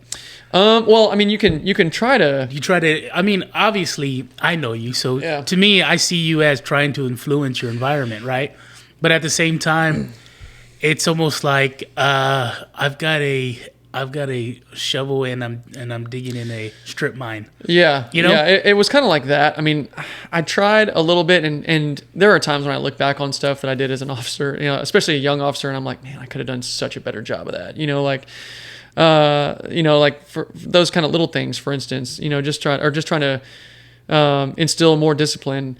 So, I mean, I did some things here and there, but yeah, you're one bucket in the ocean, right? And from what I heard later, you know, some units are more high speed than others, you know, so it can depend a little bit on the unit that you're in, or maybe a commander, you know, that's kind of setting the tone. But what I'm saying about like certain things that I wish I had done better is, it's like, no, I mean, I shouldn't be putting that on my commander to set the tone. Like, I should have done a better job of setting the tone in that environment, you know, to teach my platoon at the time what discipline, character, integrity, honor, like all those things are, and showing those through the little things that you do every day, whether it's standing at parade rest or making sure that, yeah, we wear suede boots, but you still scrape the mud off of them before you show up to formation, that kind of thing. You know, like you clean your stuff up, you have inspections, you take care of yourself, right? And you take care of the people around you. So, you know, because we're going to be going overseas somewhere, like Iraq, and you're going to have to be looking after each other. And if you haven't practiced that on the day-to-day little things like that, then, yeah, a lot of people will be like, well, you know, that's just stupid garrison stuff. You know, garrison is when you're not deployed. When you're at home and you're just kind of doing your day-to-day stuff, you know, garrison stuff, you know, that's so stupid. You know, we don't need to do all that. But I'm a firm believer that like those daily habits that you instill in those environments transfer to the deployed environment. That same discipline that you have, say, with your uniform, transfers to the deployed environment. Well, you know, they always said when we were kids in sports, they always say you play like you practice. Oh yeah. So that's similar to that. Do you try and I guess convey that kind of stuff to your kids as well? Yeah. Oh, absolutely. Absolutely. I mean, you know, I teach classes at A&M, right? Mm-hmm. So for your listeners that don't know any background on me, so I work part-time for M&S now, and I teach full-time at A&M in the construction science department. And I teach one class to graduating seniors. It's called their capstone. You know, it's like they have to take it their graduating semester. And so you know how it is. Senioritis is going on, and everybody's just kind of like, oh man, I'm just ready to get out of here. Construction is going like gangbusters right now. Mm. The market is so good. They all have jobs lined up. A lot of them have picked from options that they had in these, interviewing with different companies. And so they're ready to go. Yeah. They want to make money. You know, they're at the end of school, and all they have to do is just pass this class, this capstone class with Professor Houston, and they're on their way. You know, in addition to their other classes that semester. But, you know, in my first semester, I kind of struggled with this. I was like, man, their attitudes are just, you know, in the toilet. They're not performing at a high level. And, you know, and I come out and tell them now, you know, I kind of crafted this little speech together where it's like, look, you know, this is part of my day one. You know, it's like, here's the expectation for class and everything. All right, look, let's talk about this. All right. I know that all of y'all want to get out of here. I have been in your shoes. I know what it feels like to just have one more class to knock out, and then you're done with school, and you never have to worry about tests or taking notes or, you know, all this stupid professor preferences, you know, that you got to, all that stuff is going to go away. And I know y'all are pumped about that. And you might just be in that mode of just 2-0 and go, right? Just, hey, I just got to get a C, scrape by, and walk the stage and be done. I said my sort of pitch to them is you can do that. You can show up every day with that attitude, that sort of, I'm just going to do the bare minimum and get through this. I got senioritis. But I want you to think about something, all right? I've changed jobs several times. And what you don't realize, like what people are tempted to think, is that the senioritis type of situation happens once in your life, which is at the end of college. Oh, no. And then it happens a lot. You never have that again. Yeah, exactly. Right. So I'm like, listen, I've changed jobs several times. Right. And so I asked them, I said, tell me, what's the professional courtesy that you give your employer if you're getting ready to change and move on from their company? And you know what it is, right? Oh, 2 weeks A notice. 2 week notice, right? So, Or yeah. a month if you Or- want to cash in your vacation time. Yeah. So yeah, it might be a month. So Read your handbook. yeah, exactly. Company handbook. Read the fine print. So I tell them, I say, look, this is not the only time in your life where you're going to be tempted to kick your feet up and just do the bare minimum and skate out of here. What do you think you're going to be tempted to do after you put in a 2 weeks notice? And, they start asking, oh, yeah, do the bare minimum, just collect the check and leave, that kind of stuff. I'm like, yeah. And a lot of y'all already know this because they've all, most kids in college have done some kind of athletics or band or something, it's like they're familiar with you play like you practice things. Yeah. So that's where I deliver that line, that exact thing that you said. I say, yes, that is exactly the temptation that's going to happen after you give that 2 weeks notice. And you know what? You're going to play like you practice. And so you have one chance right here at the end of your college career to practice for 15 weeks, having the attitude that you would want your employees to have if they gave you the 2 week notice. So if you have hired somebody and they're going to move on from your company and they give you the 2 week notice, how do you want them to act? You see, you're such a jerk, man. Because now that would make me work harder. I would And look that's at the you- point. I would look at you and I'd go, damn it. Yeah, well, that's the look I get, right? It's like, I was going to just skate this semester, but now I'm kind of semi-motivated to do some work. And that's really, to me, it's just ineffective to try to like threaten them and be like, get off your tail and work this semester. Yeah, it's your last one, but you need to go hard to the end. And some people respond to that, but I try to put it into terms that they can get their arms around a little bit more, which is why I give them that example. Yeah. So it's kind of like, look, this is not, most of y'all are not going to go out to one company and stay there for 40 years and then retire. That's what I always hoped that I would be able to do. I grew up in a small town. My dad worked at U.S. Steel for a long time. And he jumped around too, but my sister's been at the refinery for forever.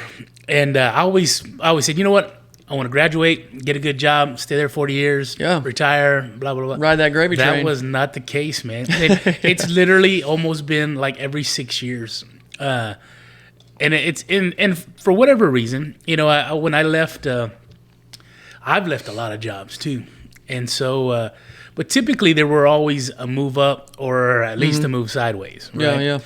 And it was either, I was drafting and then I moved to go study architecture, realized I didn't care for it as much as I thought. I enjoy architecture. I just didn't enjoy the school. I'm more of A to B linear thinker, and that's not what the classes were. They were more thinking outside of the box and being creative. And that wasn't always my strong suit, I guess, in some of those projects that we would do. Oh, yeah. But then I went to go learn plumbing design and met Nina, moved around. And I will say, I think the thing that motivated me the most to not coast, I guess, was if I don't do it, my buddy Rich is going to have to do it. Yeah. Or my buddy Justin, or my buddy, so, you know what I'm saying? It was all, so every time I left a job, the last week, I always had tons of hours. Yeah. And I'd even work late my last day, because to me, it's like, I want to leave all this stuff. And maybe you don't think about that when you're taking classes in school, but, you're building relationships with people because you see them all day, every day. You probably see them more than you see your family most of the time. Yeah. And so you're building these relationships, and it's like, well, I give Rich hell all the time, but at the same time, I'm not trying to screw Rich. Yeah. You know what I'm saying? So that kind of has always been my motivation. And I think that you approaching it from the angle that you are is helpful to them to understand because they haven't had those relationships built yet, right? They haven't done 10 years at an engineering firm or wherever they're going, construction firm, and and they know people's kids and families and wives and been to birthday parties and stuff like that. Yeah. So that's cool to be able to give them some directive like that to where they can kind of look at something as a bigger picture more than just, hey, I'm doing what's going to benefit me kind of thing. What's going to make me feel comfortable and good. Let me push a little harder past that. Yeah, on top of that, you mentioned like benefit me type stuff. It's anytime somebody says, benefit me, I feel like you have to look at what time frame are you looking at that in, right? Because you can say, like, I'm a senior in college. What benefits me right now is doing the least work, right? Well, okay, you might be able to say that benefited you in terms of you didn't have to work that hard. Yeah. But that's very short term, right? Because then you're going to go into a job Yeah. and not be able to just drag your feet around, right? And on top of that, all the learning and sharpening that you could have done while you were taking it easy, you don't have, right? Yeah. So it's just like working out, right? Nobody shows up to the gym to just lift the 2.5 pounders, right? And then leave. That's how I feel like senioritis is. It's like, oh, I've been benching 350 for the last 3 years, but you know what? Now I'm just going to coast 150.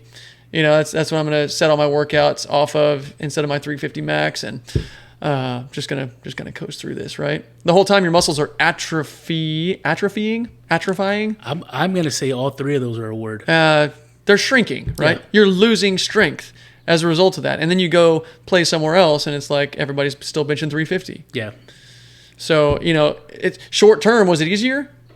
Yeah, it was. You didn't have to sweat as much, and you didn't tire your muscles out as much, but you lost strength or didn't gain strength that you could have gained during that time to get you ready for the next step. It's funny. It's funny you say that because like I was that guy in high school.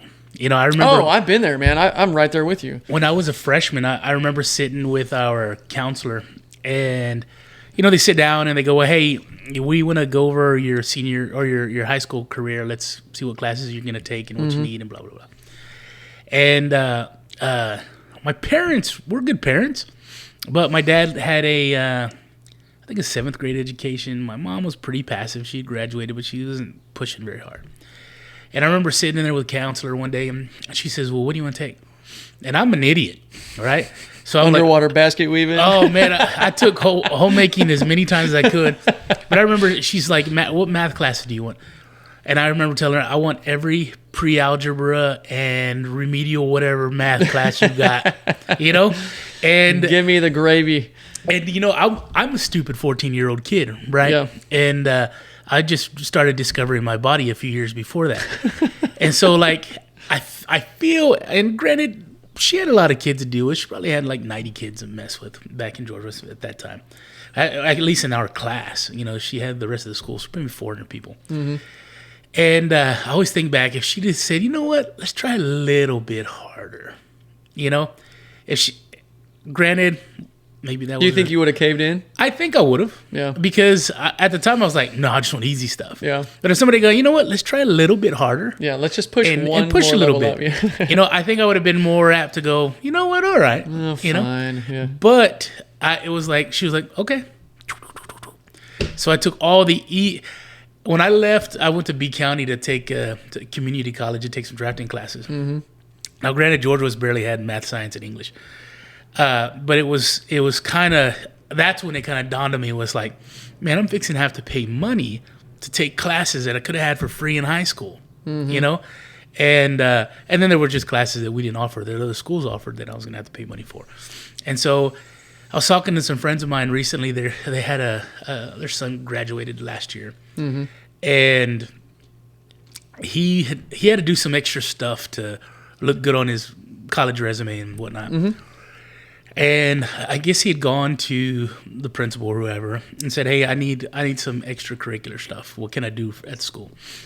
And I think that's pretty good initiative for a high school. Sharp kids, dude. These two, they're twins, and they are sharp, which is good because I grew up with their dad, and they did not get it from him. But so went to school, and they said, you know what, you can go take. I think it was taking things off the doors. Whenever they take roll. Oh, the little attendance sheets. Little attendance sheets. And the mom, which I found was friggin' amazing, she got very upset with him. And she said, you're trying to go to I think, Texas Lutheran, you want to get a degree in XYZ. This is your GPA, your top 10%, and you're taking friggin' piece of paper off the door. Yeah. no, you need to go back and ask for something else, a little more difficult and more involved.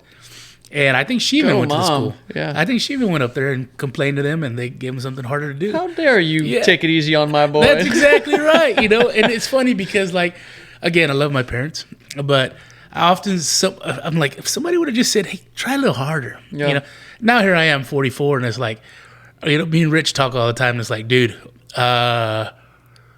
we're ready to start hitting the brakes. We're getting on that side of the work life. Not necessarily life, but it's like there comes a time where it seems like in my 20s and my 30s, I was super focused on work. Mm-hmm. And because that's the way we were raised. Yeah. Back home, there wasn't a lot of work. So when you had a job, you took really good care of it. Yeah, otherwise somebody else is going to take it. Somebody else is going to take it. And so now here we are. It's like, it's funny because I have this little guilt, I guess, from time to time. Because I spent my 20s and 30s hyper focused on work, like to the point where me and Nina would fight, or I'd get tired. I'd get sick at the at the end of projects. And whenever we sent a deadline, like even Rich is like, man, my stomach's ruined because just the stress of it all. Yeah.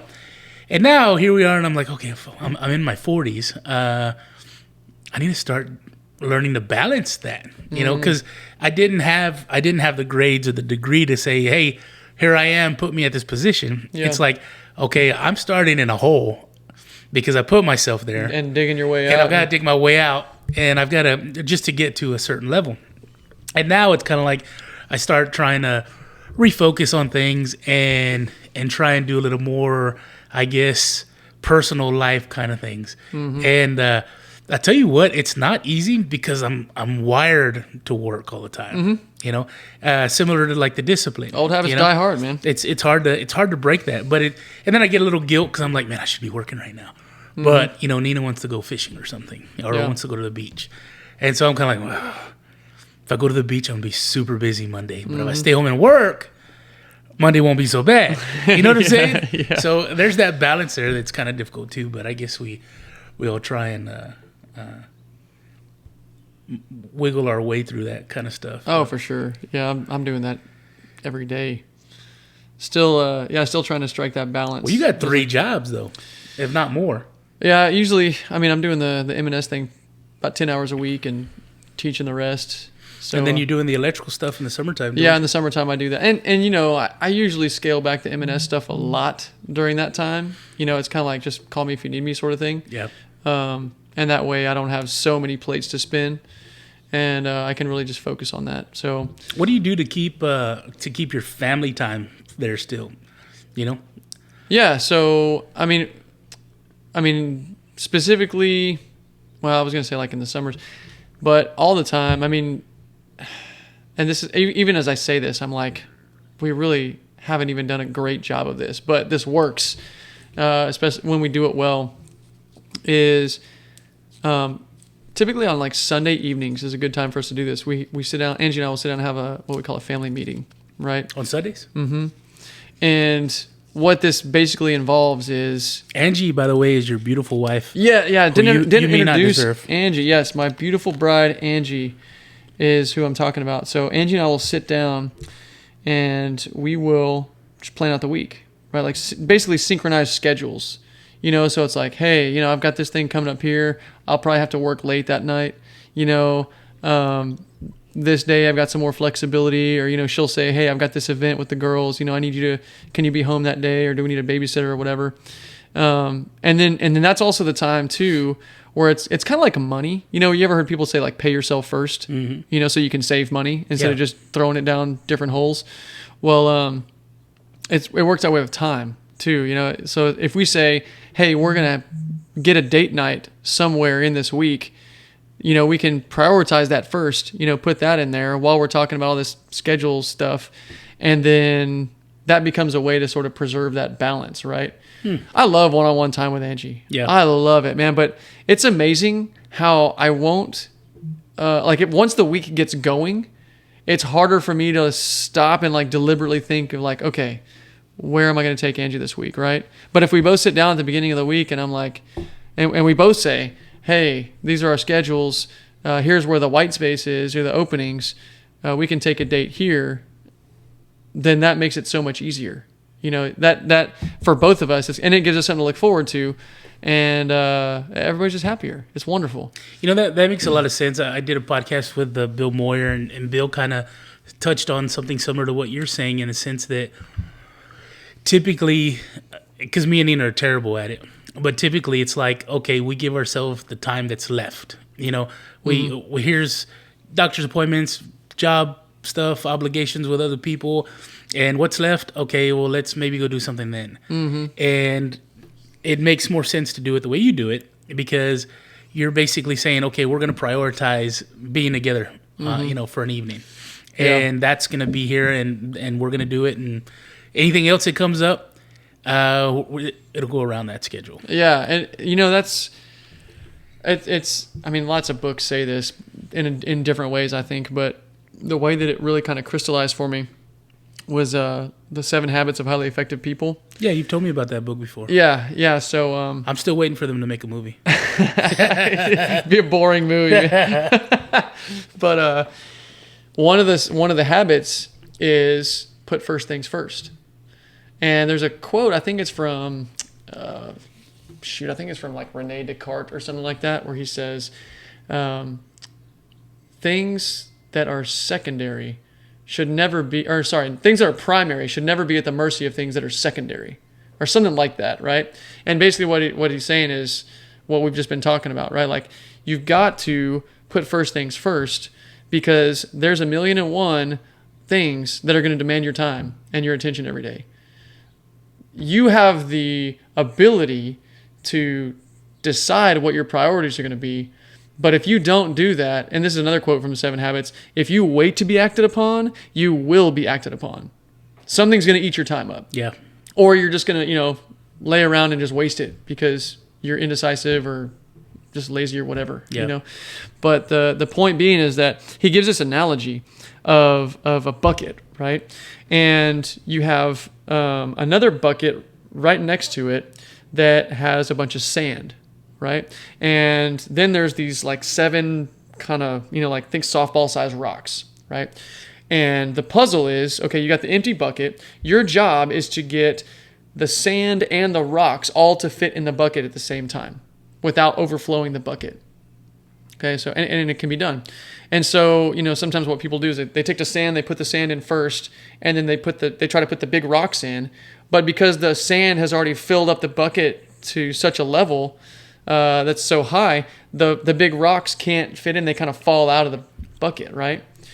And so then you kind of turn it back around. You say, okay, let's take the sand out of the bucket, and you put the big rocks in first, and then you pour the sand in, and the sand can fill in the gaps around the big rocks. Right. And this is an analogy for time, right? So, or activities. Because if you put the priority things, right, like the big rocks, that's what they represent. They represent your things that you really need to get done, that are the most important. You put those in first, and then you can still have all the little junk around, fill in the gaps, that is going to happen, that usually comes up in like phone calls, emails, or just little emergencies and stuff, like unplanned things. That can all fill in around. But if you don't put those priority things in the bucket first, right, or in terms of time, like put important things on the schedule first, then you leave yourself open to the sand going in first, which is all the little stuff just crowding the important stuff out. So then you're basically losing all your time to less important things when exactly. you could have made time for things like family or the kids or bingo, school events and stuff like that with them. Yeah. And that's cool. and what you spend your time on, Billy Graham had this quote. It's a money quote, but I'm gonna relate it to time. Like, he says, "You give me 5 minutes with a man's checkbook, and I'll tell you where his heart is." Explain that to me. Well, basically saying, back in the days of checkbooks, right, where you had basically a log of everything you wrote a check for, and who that check was to, and maybe what it was for, and the amount of money, right? He said, basically saying, you give me 5 minutes with a man's checkbook, i.e., you basically let me see everything he's spending money on, who he's giving his money to, and how much money he's giving to each one of those things. He said, you give me 5 minutes with that, and I'll tell you where the man's heart is. That's tough because Huh? mine would have been gas, ammo, and Whataburger. Right. No, that's true though. That's So true. I mean, it's hey, what do you value, right? Wherever you're putting your money is going to demonstrate where you put your value. Your priorities. You know, yeah, and this is true with time. If there was a way, like a checkbook style thing, to go back and look at, maybe it's like, have somebody write down everything they did for the last week, and I'll tell you where their heart is, right? You can tell what people value with what they spend their time on. And Angie and I, we are reading this. We just started reading this book on parenting on the way down, and it's talking about this very thing, and it's like Angie and I are Christians, and we go to Emmanuel Baptist Church in Bryan, by the way. So we started reading this book, and it's about parenting from a biblical point of view, and the thing that I love about it, that it starts off saying, is that you have to, as a parent, you've got to get your heart centered first on the Lord, because if you don't do that, right? If you don't do that, we are all screwed up in some way, form, or fashion, right? So if you are relying on yourself, this as a flawed human being, to be a good parent, well, you better come to grips with the fact that you're going to fail, right? And not that being a Christian or a person like trying to be a biblical parent is going to be perfect, right? But the difference being is that when somebody that's trying to be a parent apart from the Lord fails, you have no well to go to, right? Like you have no additional, like there's no strength to draw from really, other than, well, I'll maybe get it next time, or maybe you harden yourself and you're like, well, I'll just keep doing the same thing because I think I'm right, and that time it just went wrong. What are those? What are those surveying markers called? Surveying markers? Yeah. Oh, the stakes? Well, Or the little flags? the little plate that's in the ground that everybody benchmark. Benchmark, yeah. And it's funny because I see what you're saying, because it's like you have to keep. It's like God's your benchmark, right? Mm-hmm. Oh, exactly. It's like Yeah. without having a benchmark, you're constantly moving your center. Yeah, the target's moving. And that's not any good, because you may be moving it away from some place it should be closer to. Mm-hmm. But as long as you always start with the same location, which is God in your heart, Yeah. then you always have that benchmark spot, which is the start. Well said. Well said. Yeah, so I'm bringing this back around to time, like how we use our time, right? So as a parent, if your kids will pick up on this. Your kids will pick up on how mom and dad spend their time, and it's going to make the kids feel either valued and cared for or not. And so, like if, like me, for instance, if I'm at work till 10 o'clock at night every day, and my kids are used to seeing me, or used to not seeing me in the morning because I'm gone before they get up, and they're used to not seeing me in the evenings because I get home after they're in bed, then they're going to start not really expecting me to be part of their lives. Yeah. And as a result, when hard times come in their say teen years, for instance, which usually bring difficult things for everybody, then if I have some expectation that I can come in there and either try to guide them somehow, or offer them any kind of advice, or be in any kind of relationship with them, well, I've just confused them, because I spent the first 10, 12 years of their life saying, one, I'm not available. I'm not available. Yeah. Two, they might start to feel like they don't need you, and so for all those reasons, you just kind of confuse. So they see what you value as a parent by how you spend your time, right? And so bringing all that back to prioritizing, first things first. If I prioritize my wife and my kids first, knowing that I have to go to work, right? Like, if you do not work, you shall not eat. Right. Is what the Bible says, right? So if you don't work, you're going to have some problems. But knowing that work is not the thing. Work is a means, not an end. Yeah. It's just a means to provide for my family. and be what I believe is be an image bearer of God in a good way. To commit my work to the Lord.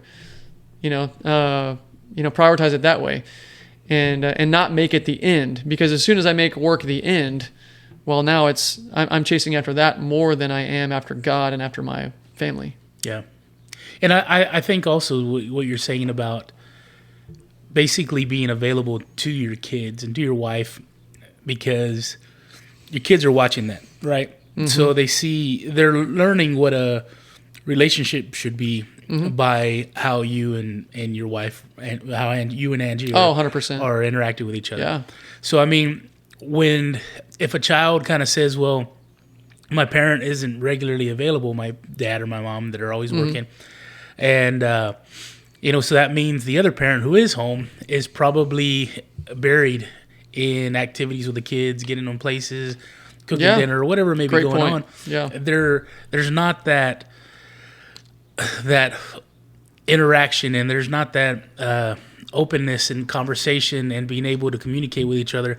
So as they get older, that's what relationships are going to end up being to them. Yeah. And that's just not a good place to put them. And with other people that I've talked to, of course, a lot of the things that happen to you as a kid are going to affect you as an adult, right? For sure. So, when they see that and they think that's what a relationship is, I know a lot of people, and to them a relationship is fighting all the time, Yeah. And it's like, that's just what they're used to. And even if they go into a relationship with a person that isn't interested in fighting all the time, that's what that relationship turns into. You know what I'm saying? Yeah. Because to them, that's what a relationship is. Yeah. And so the kids are seeing this all the time, and eventually, to them, that's what a relationship is. And rarely, but it happens. Sometimes they'll go, I don't want to live that life that I saw my parents living, and I'm going to be different. Yeah. So that happens on occasion, but a lot of times it just snowballs, and it becomes now the way they do things. And a lot of times it's kind of like, okay, well, love your kids and do things for them, but one of the biggest things you can do is be an example of what type of man or woman you want them to become. Yeah. And sometimes that's the hardest part, is being a good example.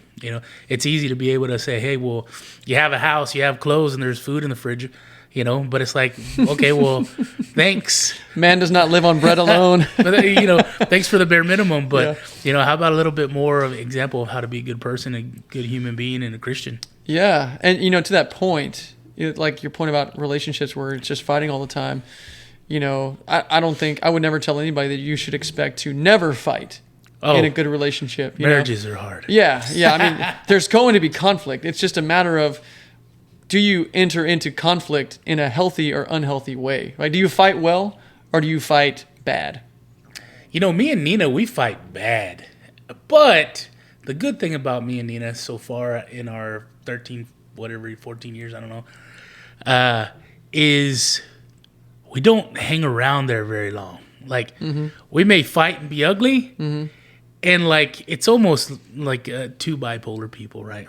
Because literally after that, it's like, hey, you want to go to movies? It's almost like, and it's funny because we don't have kids, right? Yeah.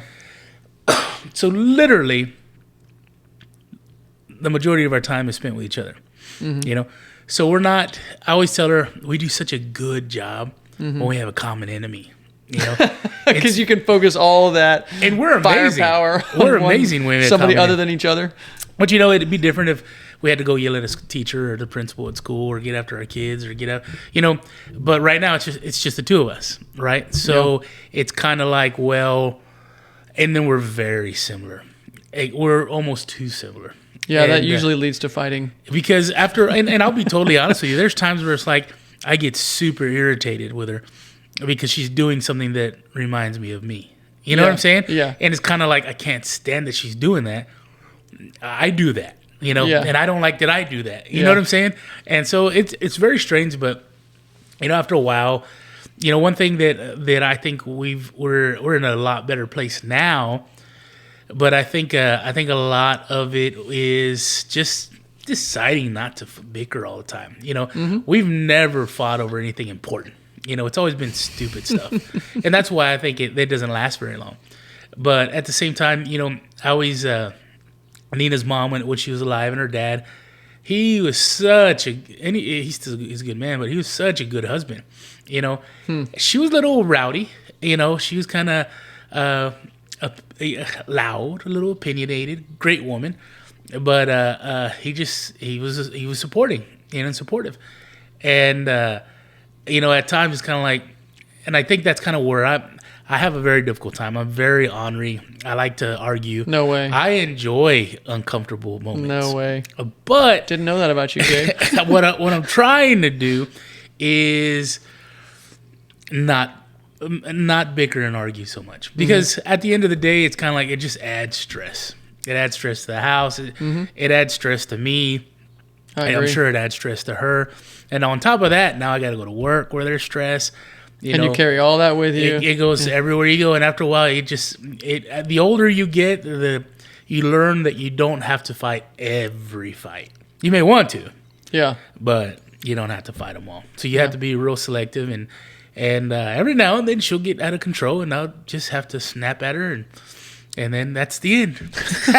Just like that. Just like that. You know, she's one of those people that, like, she has to touch the frying pan. You know, she has to know.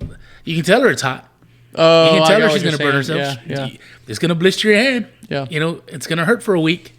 She's got to touch it. Yeah. You know, and that's her personality since she was a kid. You know, and I'm sure her dad threw that broom at her like a spear for a reason when she was a kid. She talks about that all the time. He says, "I didn't throw it at you. I slid it." I said, "You should have got her in the mouth." But yeah. Yeah.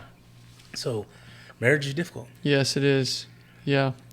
But you know, if you know, another thing this parenting book was saying is like if you trust in the Lord, then you have a source of strength outside of yourself that you can't get anywhere else. Yeah. And that is literally unlimited. What's the name of the book? The guy that wrote it's named Paul David Tripp. Tripp is spelled with 2 P's.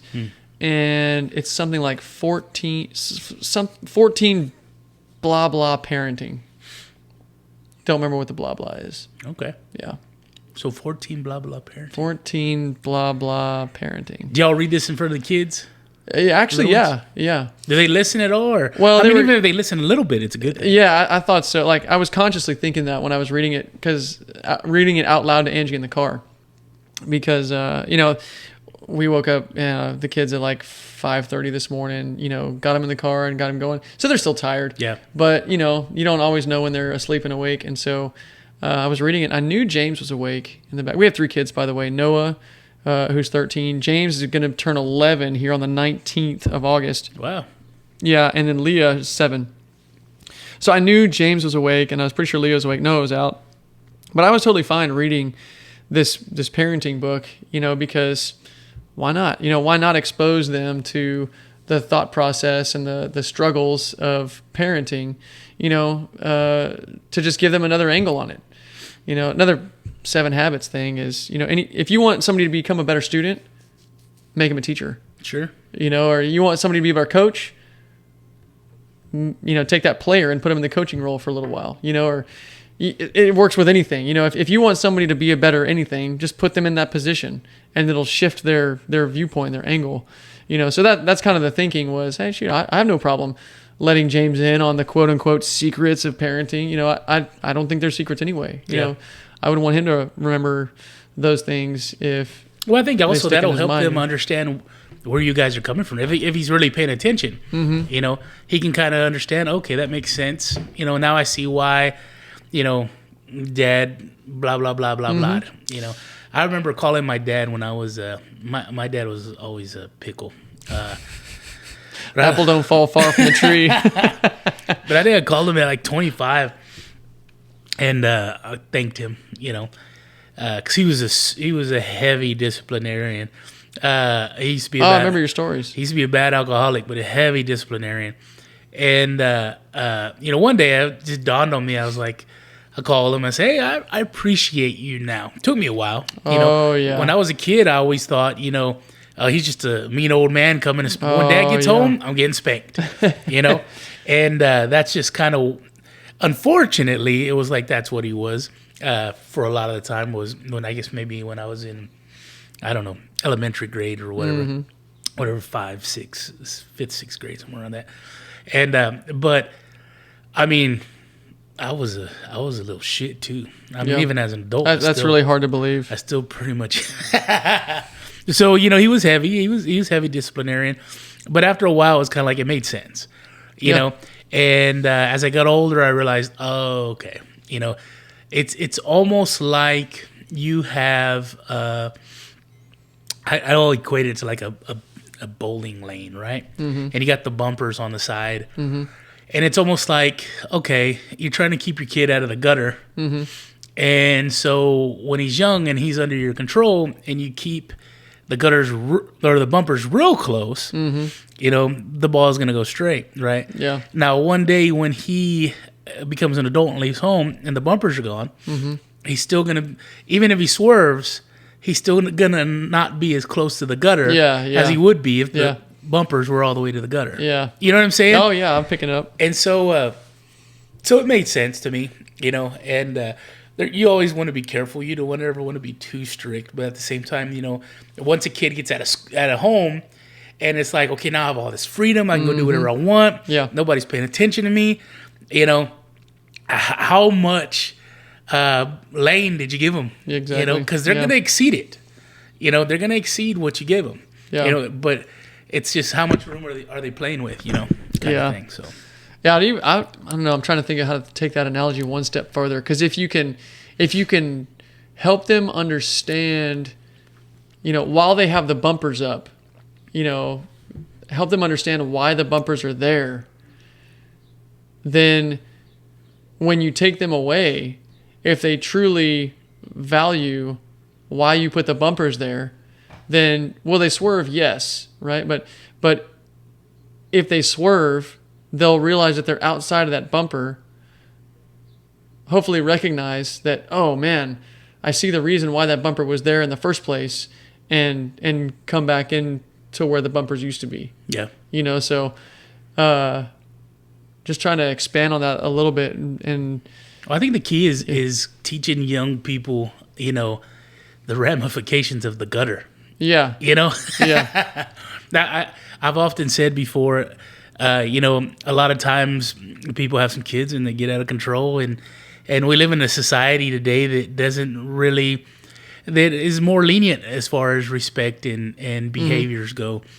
And it's kind of like, well, I always tell people when you have a kid at home, you have to let them explore a little bit. You got to let them fail a little bit, because if they can fail inside of a bowl, which is your house and your support, it's easy for them to see, okay, well, this is a failure. This happened when I was doing X, Y, and Z, and I didn't end up with the worst case scenario. But if you don't teach that to your kids and you let them get out and they go into the world, I always say either you teach them or the world's going to teach them. And if the world teaches them, that's bad news, man. Yeah. That's an ass whooping. That's jail time. That's hurting somebody else. You know what I'm saying? Yeah. And I mean, that's just something that I think that people need to take into consideration. I noticed that a lot of people that I'm friends with, or the people that I know, or just in general, and things I see on TV and reading articles, and we've really come far from what my parents were. I remember telling my dad, I would call my dad names that I would call my friends, and my dad would always tell me in Spanish, he's like, I'm not your friend, I'm your dad. You can go talk to your friends like that. You don't talk to me that way. Yeah. And as time's gone on, there's been this change where, no, my kid's my buddy. Even in interacting with each other, I see a lot of people say bud or they kind of got away from son, right? Even in Spanish, mijo. And Dad would always call us mijo, mija. Yeah.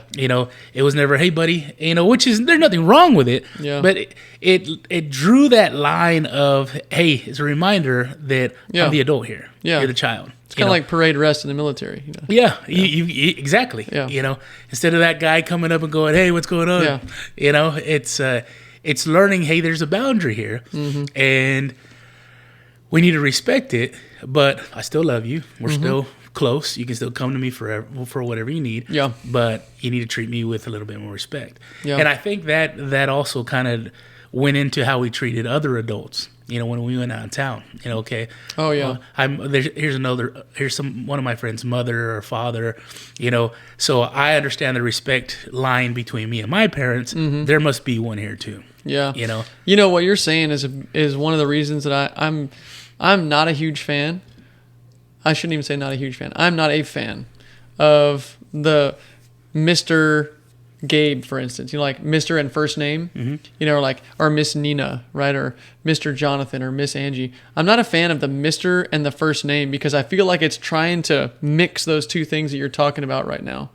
Like by saying Mr., you're sort of acknowledging that, hey, yeah, there is a difference between you and me, like adult child, for instance, But then by saying first name, you're sort of going back on that Mr. that just came out of your mouth was like a term of respect and an acknowledgement of the adult child relationship here. But then by saying first name, you just kind of walk that back and said, well, but we're on a first name basis. We have that level of familiarity.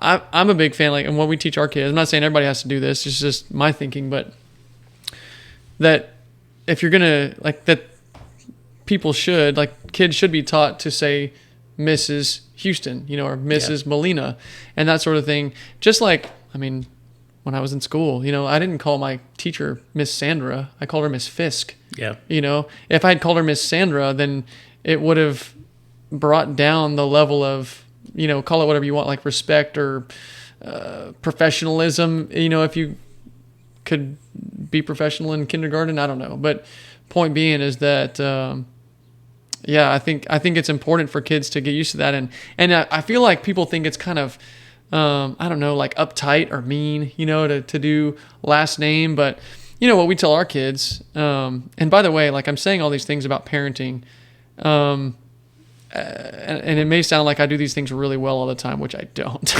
You do a lot of things really well, I'll admit.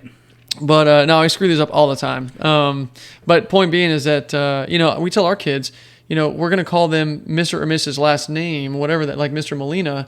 And if they tell you to call them something else, then you can do that. If they want to be called Mr. Gabe after that point, then you can do that. But you're going to start from that point of respect or professionalism. That's it's funny because when I was a kid, and granted I was a stupid kid, but when I was a kid, I didn't know any adult's first name. Yeah. I had no clue. I remember my dad saying, being a little kid, and my dad talking about my buddy James's mom. And I always just knew her as Miss Areciba, And he said, Hilda. And I was like, who's that? Who's Hilda? Hilda? I'm the same boat. And he looked at me like I was an idiot. He's like, James's mom. And I'm like, oh, I don't know these people's first name. But now, in turn, it's very strange because in Spanish and kind of Mexican cultures, you will say the first name like aunts and uncles, right? So it's like Uncle Gabe or the Tío Tía, right? No, that's in English too. Like I would, I'd call my Uncle Mark, his first name, Uncle Mark, or Uncle Larry, or Uncle Tom. But a lot of that is out of respect, Yeah, but if I dropped the uncle, then it was kind of like I would never have gone up to my Uncle Tom and be like, hey, Tom. Like that, to me, I wouldn't even call him that today. Yeah. I still call my uncles, even to this day, like I call my Uncle Mark and say, hey, Uncle Mark. Yeah. Even though I'm 37 years old. I do the same thing. It's just something that, and some people might be like, wow, you're just trained to think that, but it really does feel like if I took the uncle off of that, then it would be just kind of strange. Yeah. I'd be not giving him the status, respect, whatever, that he should have. Yeah. And you know what, a lot of time I've known some people and still know some people that they've kind of never been huge on having. There's one friend in particular that I remember her being adamant that she didn't want her kids having to say sir or ma'am to somebody. And blew my mind. Yeah. We ended up having a long conversation about it. But it was kind of like, well, it was a weird thing about respect, right? Yeah. And earning it. And it's like, okay, well, let me explain something to you. You have a 7-year-old that's brain hasn't completely developed. You know, they need to learn to start at a place of respect. You know, granted, one day, you know, Mr. Molina might be a complete asshole. You know, No way. But at the same time, until we know Mr. Molina is a complete asshole, let's treat him with respect. Yeah. And I think that's something huge that people kind of get away from time to time. Is, you know what? You know, people like say, well, respect's earned. Well, yeah. But, you know, when it comes to your elders, you need to be a little bit more mindful and a little bit more respectful because they've lived a life that you haven't lived. You know, even when I started this podcast, you know, the first guy I want to interview was my dad. You know, and Did you do that? Oh yeah, I think he's been on here 3 times. That's cool. He's a ham. He wants to do it like every weekend. But did I bump his spot today? No. I'll see him tomorrow. But it's kind of like, well, to me, it was like he's lived a life that his great grandkids are not going to live. You know, he's in a more simplistic way to say it. He's seen some shit. Yeah. Right, and he's lived through some stuff. And it's like that in itself is worth deserves respect. Respecting. Yeah, you know, I think I learned this in the military. You know, the military does a good job of kind of drawing these lines, right? It's like, you know, saying "sir" to a higher officer. You know, and there were officers that, I mean, I did not want to respect them, right? Yeah. But I learned, you know, and they taught us that, you know, hey, you might bump into somebody that you think is just incompetent, you know, treats their people wrong or whatever, treats you wrong, whatever. But you still call them sir, you still salute them, you know, when the situation comes up, because you are respecting that rank, even though you may not respect the person. Right. Right. You like the military like runs the president on of the United structure. States, Yeah. right? You're gonna respect the office. Exactly. You may not care for the person, but you're gonna respect that position. Respect the position, respect the office. And I mean, there was a guy I straight up told him one time. I was like, you know, I don't think you're handling this right. You know, I think you're throwing your rank around and stuff like that. But you know what? Like next time I see you, I'll still salute you. I'll still call you sir. Like I'm not gonna take that away from you. You know, but I still think you're a dick. I think you're off in the wrong direction here, right? And so anyway, I mean, that was just kind of the thing that we learned in the military was the people are not always going to necessarily be quote unquote worthy of the respect, but you know, you still call Mr. Molina, regardless of what your opinion is of that person. Yeah. Because I mean, I agree with you. You know, that person's lived longer than you, seen more, and you know, maybe they're using their experience poorly, but they've still seen more. Yeah. You know, there's something to be said for that. Yeah. No, I agree with you. Mr. So-and-so. Let me ask you something. Let's change gears a little bit. Oh, yeah. I want to talk to you about, I'm going to be super professional here. Deep breath. Oh, quit. This is not your personality at all. I don't know why you're doing that. Because now I know what you're going to say. We talked about your mom earlier, and now this whole time I'm like, his mom's listening right now. You know? Well, my mom knows everything you're fixing to ask me. Well, I want to touch on, I think you've we'll talk about you pooping and wiping with a leaf in Germany later on. But, I would like to talk to you about testicular cancer. Yeah. And so one thing that I think is pretty awesome about you is I'm still standing. You're still standing and very streamlined because you're missing one. Yep. So let me ask you this. 4 pounds lighter, baby. 4 pounds? Good Lord. Man, hang on. I just got a 4-pound testicle in my head. So how old were you when you first found out, and how did you find out? Okay, I was 27 years old. Oh, wow. You were young. Yeah. And I found out with a self-exam. You're in the military at the time? Yep. Okay. I was in Germany in the Army. So I found out with a self-exam. Now, when you say self-exam. Yeah. Is it touching your nuts? Yes. Or is it like a let's get yeah, I mean, is it like a mammogram where there's a way to touch your testicles? So yeah, there is, but I mean, this is and I give a shameless plug about this on day one in my classes at A&M, right? Because I got a bunch of 18, 19-year-old kids there, you know, and a lot of them are guys, and you know, I don't want them to leave my class without hearing something about being able to prevent dying from testicular cancer, Yeah. right? So here's how I phrase it to them. I say, look, I ain't going to go into Is all this the day one? Yeah, this is day one. Awesome. Yeah, and these are college kids, so sex and genitals and so private parts. You show up in your Speedo? makes them squirm. I should do that. You show up in a Speedo and go, do you see anything strange? Anyway, I'm sorry. Go ahead. Look me in the eyes. No, but the way I put it to them is I say, look, I'm not going to go into all the details on how to do a self-exam. I mean, if you want me to, then come to my office and I'll have a one-on-one conversation with you about that. But Let's have it right now. here's how I say it in this setting, right? Okay. I say, I'm just going to go out on a limb here and say that you already know what normal feels like. Yeah. So if you feel something, Since you were 12 or 11. yeah. So if you feel something change, abnormal, just go get it checked out. So is it when you say abnormal? Yeah. Is it a hardening of the testicle or a lump or what are you kind Yeah. of? So for me, it was lefty, right? Okay. So left testicle had like a pea-sized, like a hard, not like rock hard, but just kind of like what can I use an example? I don't know, like a little peanut, Okay. right? About half the size of a peanut, right?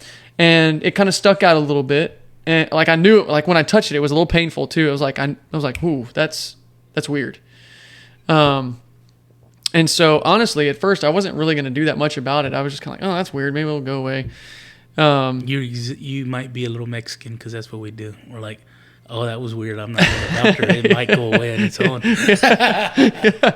Get out like a needle and some lemon juice or something like that. I've got it. That's why I'm drinking this right now. Put a nickel in a cup of water. Rub an egg on it. All kinds of stuff like that. Yeah. So anyway, I just happened to mention it to Angie, as we were going to bed one night, and she was tired. It was like bedtime. She became all alert. All of a sudden, she was like, "You next available, get yourself to the doctor." And I was like, "Whoa!" Was this a growth, or did it all of a sudden one day you're like, "What the fuck is that?" No, it was more. I just kind of noticed it one day, Okay. It being that size, like half a peanut sized, right? A shelled peanut, Okay. not still in the shell. Okay. So Maybe not the like a double? frozen pea. That's a good, like a frozen pea, like that. Because you said pee earlier. Yeah. And then I was like, okay, I'm following. And Yeah, I kinda and then you went said off, 4-pound testicle. Yeah. And I was like, okay. And then you said peanut, and I I was like, that makes sense because the I know, testicle's man. 4 I'm taking you pounds. all over the place on sizes and weights and everything. Right now, I'm all over the place with your testicles. I'm just telling. I'm envisioning all kinds of scenarios. Yeah, well, it's actually not mine anymore. It's gone. Science is. Yeah, it's in a jar somewhere. But no, so let's stick with the frozen pea, right? Okay. Like that type of hardness and that size. Okay. So And pain. and painful to the touch, right? To where it was kind of like, ooh, I don't want to touch that again. I never felt it like at a smaller stage. It really wasn't on me for very long for me to notice if it grew any bigger, So it was just kind of that sudden deal when I noticed it. So Angie's like, you get yourself to the doctor, like next available. And I was like, fine, okay, whatever, it's probably nothing. And long story short, I was in Germany at the time, right? Went to the local army clinic there, and they referred me. A guy did a little exam, like the same exam that I could do at home. He was like, I'm going to refer you to the big army hospital, Landstuhl. Yes, you could have done it at home, but it's a little more fun when you pay for it. It was not fun. No. Yeah, it was not fun at all. I won't mention that guy by name because I think he was a quack. But anyway, yeah, he referred me to the big army hospital called Landstuhl, Okay. which is near Ramstein Air Force Base. And so Landstuhl is like 3 hours away, so we drove to Landstuhl. And at Landstuhl, they did an ultrasound on me, right? Just like, what pregnant women get for babies. Now, the ultrasound... That had to be painful, huh? No, it really wasn't. I mean... Because isn't it the wand? And I'm imagining they're hitting the... No. This thing looks like a little hammer, right? That doesn't sound any better. Well, they don't hit you with it. Okay. So, looks like a little hammer, and one side of that hammer, like, shoots out the ultra I was going to say ultraviolet, like ultrasound. So yeah, the weird part is they kind of have to like rub it, to kind of like get different angles, just like when they put the thing on the woman's belly for a baby. So it was like, now the thing about the ultrasound is that it doesn't tell you whether or not the thing is cancer. Right. It just says something's there or not. Right. Or if it's connected to it or free floating maybe. Yeah. So yeah, like, is it connected? Is it not? Is what's there, what's not, but it's not going to say what type of cells are growing there. They've got to do a whatchamacallit? Biopsy. Yeah. So anyway, I go get that ultrasound done, and then we're there. We drove 3 hours to get there, so we're kind of there for the day. They said that we'd get our results, in like an hour or something like that. So we kind of that's pretty quick. I don't remember what it was honestly, but it didn't take super long. And so we go to the doctor's office, and the doctor's name is Dr. Tran. And Dr. Tran is sitting down. By the way, I was 3 weeks away from running an Ironman triathlon. I had started training in like February that year, and we're in July right now. So I've been training for about 5 months. I'm 3 weeks away. I had run a half Ironman. So you didn't feel anything in the cycling? Well, that's one of the things that did start to bother me after I knew that it was there. Okay. It was kind of like, oh man, I just couldn't get comfortable in the seat. But I say all that to say that I was in probably the best shape of my entire life at this point. 27 years old. I've run several triathlons at that point. I had run a half Ironman to get myself ready for the full Ironman.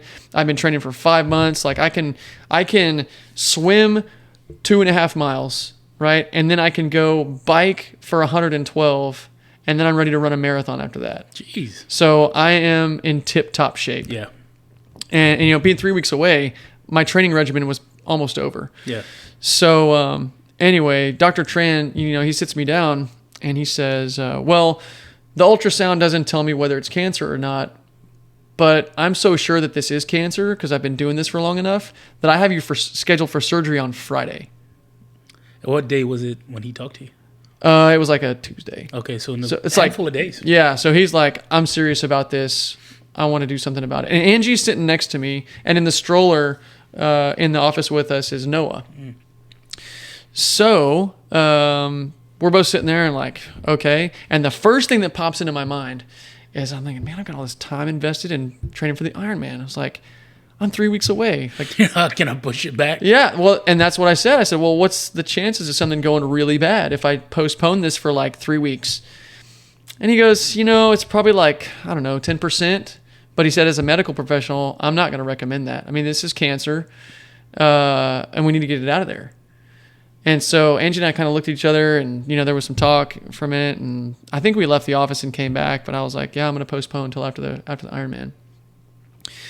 And so he was like, okay, well, he pushed it back 3 weeks or whatever it was, and said, okay, we'll see you on such and such day later in August.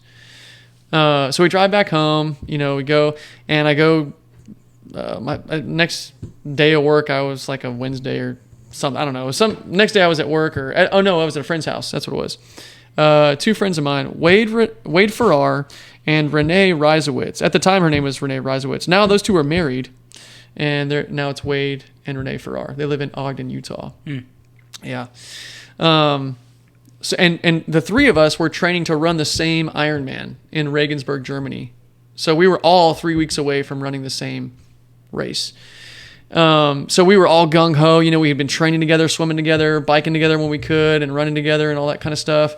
And they both have just kind of like really, like. Had you told them about what was going on, or we? Well, I don't know if I had told them all that leading up to the launch stool, like ultrasound stuff, but I was over at Wade's apartment, and Renee was there, and we were all eating lunch up in his apartment, and I was like, yeah, the doctor said that he wants to do surgery on me, and he thinks I have testicular cancer.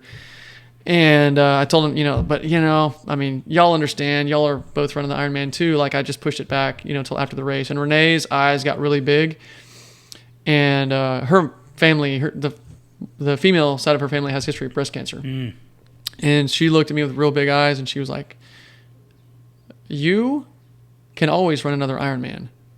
You may not get another chance to fight off testicular cancer. And this was kind of weird because I felt like they were both going to support, like, high five, yeah, like, wait till after the race. But that is not what I got from Renee. She was like, no, you need to deal with that now. And so, that weighed on me pretty heavy. Well, she wasn't a 27-year-old male in tip-top condition, full of testosterone, ready to roll. No. You almost needed that voice of reason. Yeah, so she was it, and that started to weigh on me. And I think I argued a little bit for a minute, but I couldn't deny that I was, possibly making a decision that could have some very permanent consequences, i.e. death, if I didn't deal with it. And she was right. I could always run another Ironman. So that was weighing on me. So I remember going down to street level, and I had a little Nokia cell phone, and I called up Dr. Tran and I said, I think I called Angie first and told her what I was going to do. And she was like, yeah, I'm totally on board. She was super supportive either way. And she'll tell you, like, she's like, she didn't even fight the idea of me postponing surgery. Like, you might have thought my wife would be like, no, get the surgery done. Like, this is important. Yeah. But from her, what she had done, Noah is about, I don't know, how old was he at the time? Like 2? She was having to juggle him while I'm off on like 4-hour bike rides on weekends and stuff like that and going to the pool like every day. And so she felt almost as invested as I did in this Ironman, like, we can't give this up now. So she was totally on board with me postponing surgery. It's a good woman. Yeah, right. I mean, she was all in. Now, she'd be like, man, that's crazy that I said that. But yeah, that's how I was looking at it. And so she's, I'm on the phone. Nina would have been like, oh, so somebody else's wife had to tell you to do it for you to realize you needed to do it. Okay. That's the conversation we would have had. Oh, my goodness. So anyway, talked to Angie, and she's like, yeah, do that. And so I called Dr. Tran. I said, Dr. Tran, I'm going to give up the race. Can you get me in for surgery earlier? And so he was like, yep, I'll bump the surgery up. And so I had surgery, and they took out my left testicle. By the way, the medical term for a testicle removal has a special name. It's called an orchiectomy. Orchiectomy, yeah. Yeah, so I've had an orchiectomy. See, they should call it like a nut pop. I think people might get the wrong idea. Something that'll make like, hey, I'm showing up for my nut pop today. Right? Well, that's what I'm. What do you want to get? An orchiectomy or nut pop? I think those are two different things. Orchiectomy. Yeah. So, were you nervous at all going into the surgery, or were you just kind of like hyper focused on the race? Well, I mean, the race was gone at this point. Yeah. It's not like that's coming back. So, I was, it's kind of like the skydiving and trusting equipment thing. It's like, these are medical professionals. They've got all the equipment, I'm not worried about the surgery per se. It's just kind of like, more like, okay, how long is this going to take me to recover, and when can I get back to normal life? What was recovery time? From the surgery, I want to say it was, I don't know, maybe like a month or so. Okay. That's not terrible. It's not, and I'm kind of having a hard time remembering, but it wasn't anything ridiculous like 6 months or anything like that. Now, do they leave it blank? Mm-hmm. Or do they put something in its place? No, so get this. Before, I had to do all this pre-op stuff, right? Where Well, let me ask you this real quick. Yeah. Like, when you have knee surgery, on the knee they're not going to cut on, they write, do not cut all the way down that leg, so that the doctor knows to do the surgery on the other leg. I don't know if you've ever seen that before. I've seen it. Oh, like with a Sharpie on your skin. Yeah. Did they do that to your right testicle? Because that shit's pretty close. Yeah. You know what I'm saying? Yeah. I don't remember having anybody write anything. Yeah. So, no. So during pre-op, I had a doctor ask me, he's like, oh, they're going to take it out. Do you want a prosthesis? And I was like, what? He's like, a prosthesis. Like, you want a fake one? And immediately I was like, no. No, like I don't. like a ping pong ball. Yeah, like a ping pong ball, but not as round. Yeah. And I was like, no, I don't want a prosthesis. It's like, how weird is that? I mean, I just didn't like the idea of something fake being inside my body. I don't know if that would be a total. I'm just not No a for guy. me. I'm just not a guy that's real big on aesthetics. Yeah. I tell people all the time, like, hey, if you need help in your house doing a project, I'm all there. I'll do whatever you want. But you want me doing stuff behind the wall, I'm not your finished guy. Gotcha. You want to make sure things are operating. Yeah. That's more critical to you than. Yeah, hence the MEP stuff, right? Yeah. It's like the stuff nobody sees. You don't really notice it until it breaks. That kind of stuff. Like all this. I mean, I'll do the finishing stuff, but it's just I'm gritting my teeth the whole way. You're like, I'll run electrical cabling. Yeah, But I'm not doing crown molding. no, Gotcha. I do not like that. And then all the, you got to fill in all the holes and sand them down and paint. And between that, you have all these waiting times for things to dry and all that crap. Man, I do not like that. And who's to say like a prosthesis your body wouldn't reject it or something, I guess. Exactly. So that was the other thing that popped in my head. It's kind of like, yeah, I mean, if I have some reaction to it or something, then that's just stupid. I have to take it out anyway. So, no, I'll just roll single. Yeah. No big deal. And I've never regretted that ever. So, no problems there. But yeah, so they did the surgery, and I was kind of limping around for a couple weeks. I went and watched Wade and Renee run the Ironman. So I was there at the finish line, like, yeah, good job, guys. Wishing I could be there. Did you have any issues with like going to the restroom or anything like that?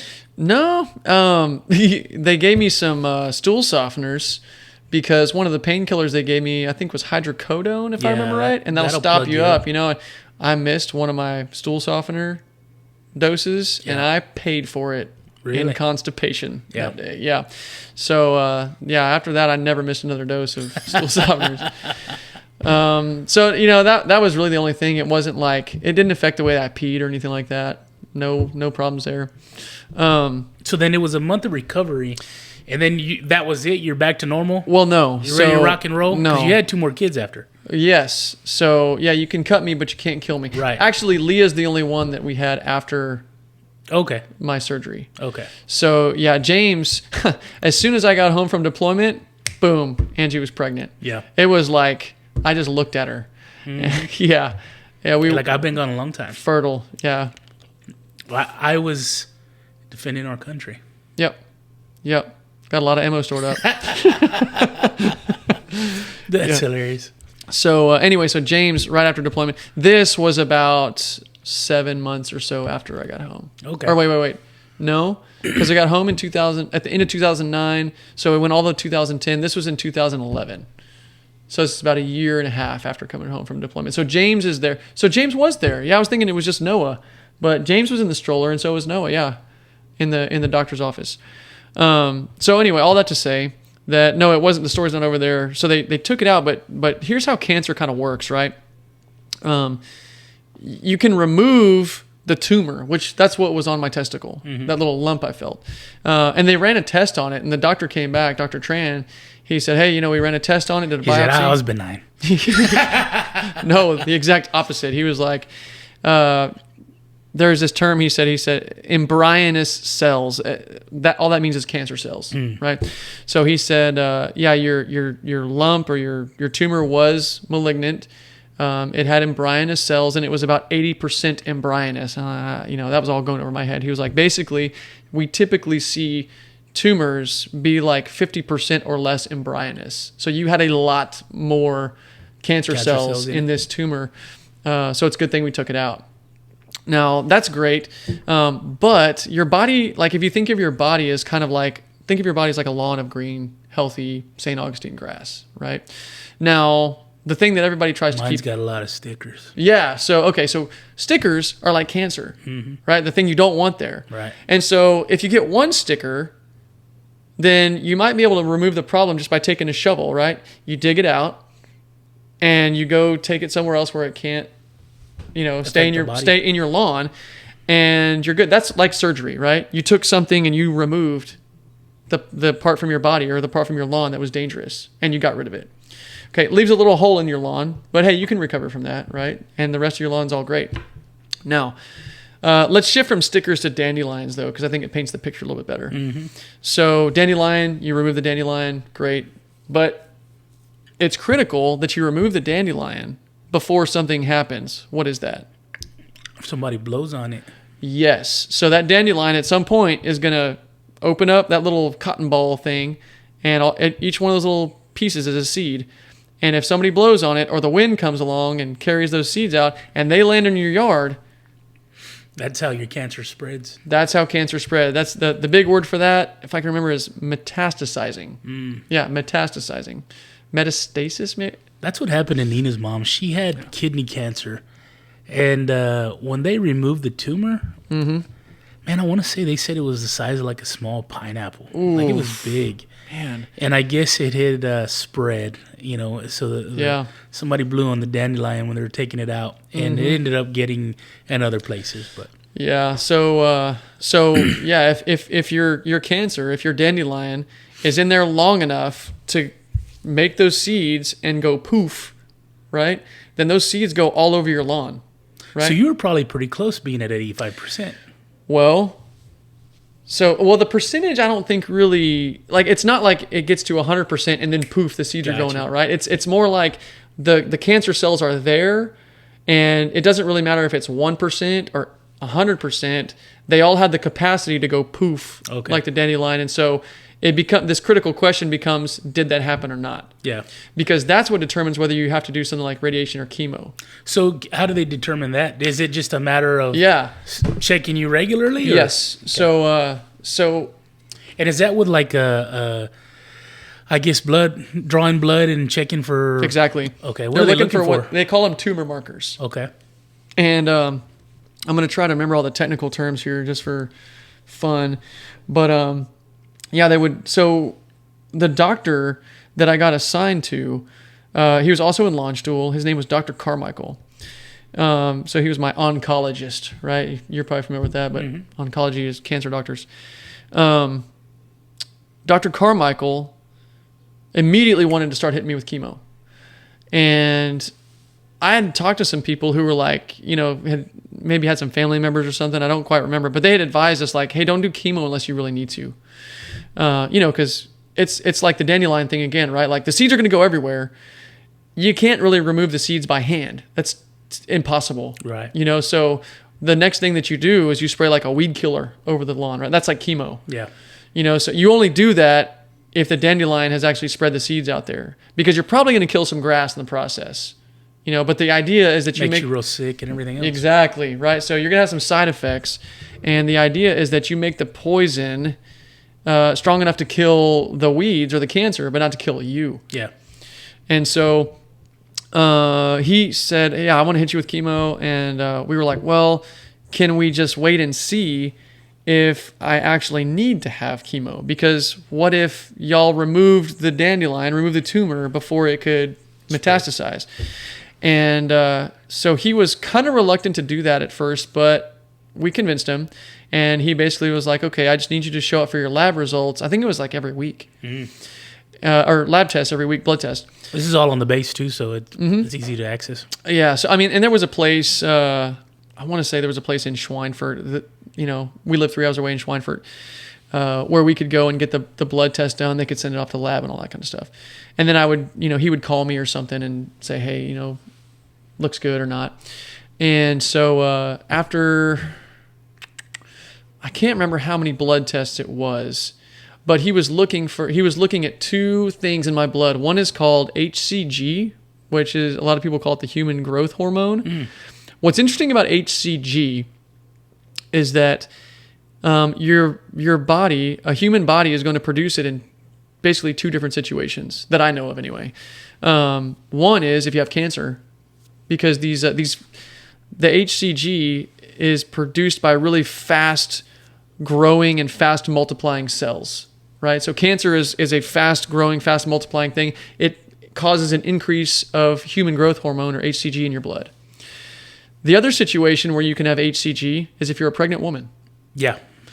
And so I can remember one of Angie's friends, Janice, saying when she took a pregnancy test or a blood test or something, and Angie's blood test came back with like really high HCG levels. And it was right around the time where like she had taken one of those pregnancy tests, and her friend Janice was like, "You have high human growth hormone.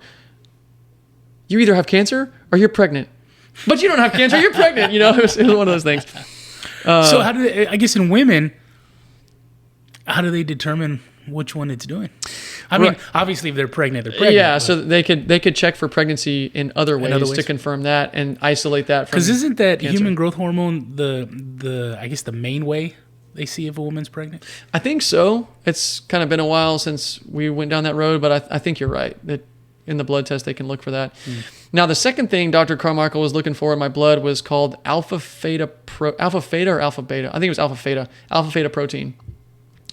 And so he was watching these two things, right? And basically what happened after a few blood tests, if you were to graph my levels of HCG and alpha theta protein, you would notice an increasing trend. And that increasing... That's if it's spread. Right. So basically, like, imagine all these seeds of dandelion, they're spread, right? And watching for these levels is kind of like watching for dandelion sprouts, right? Yeah. Are they going to come up? Because if the alpha theta protein and the HCG stay level, right? Because everybody has some of this in your blood. You know, you got human growth hormone in you all the time and alpha theta protein in you all the time. But if those start to elevate and trend upward, you know, they might kind of fluctuate up and down a little bit. But if they trend upward, then that means that there's something in you that's producing more of that. Right? Gotcha. Just like a dandelion is getting ready to produce more dandelion plant, you know? So let me ask you this. If you've got cancer in your family, you know, often I kind of worry about certain people, and it's kind of like, well, there's some people that have a lot of cancer in their family. Yeah.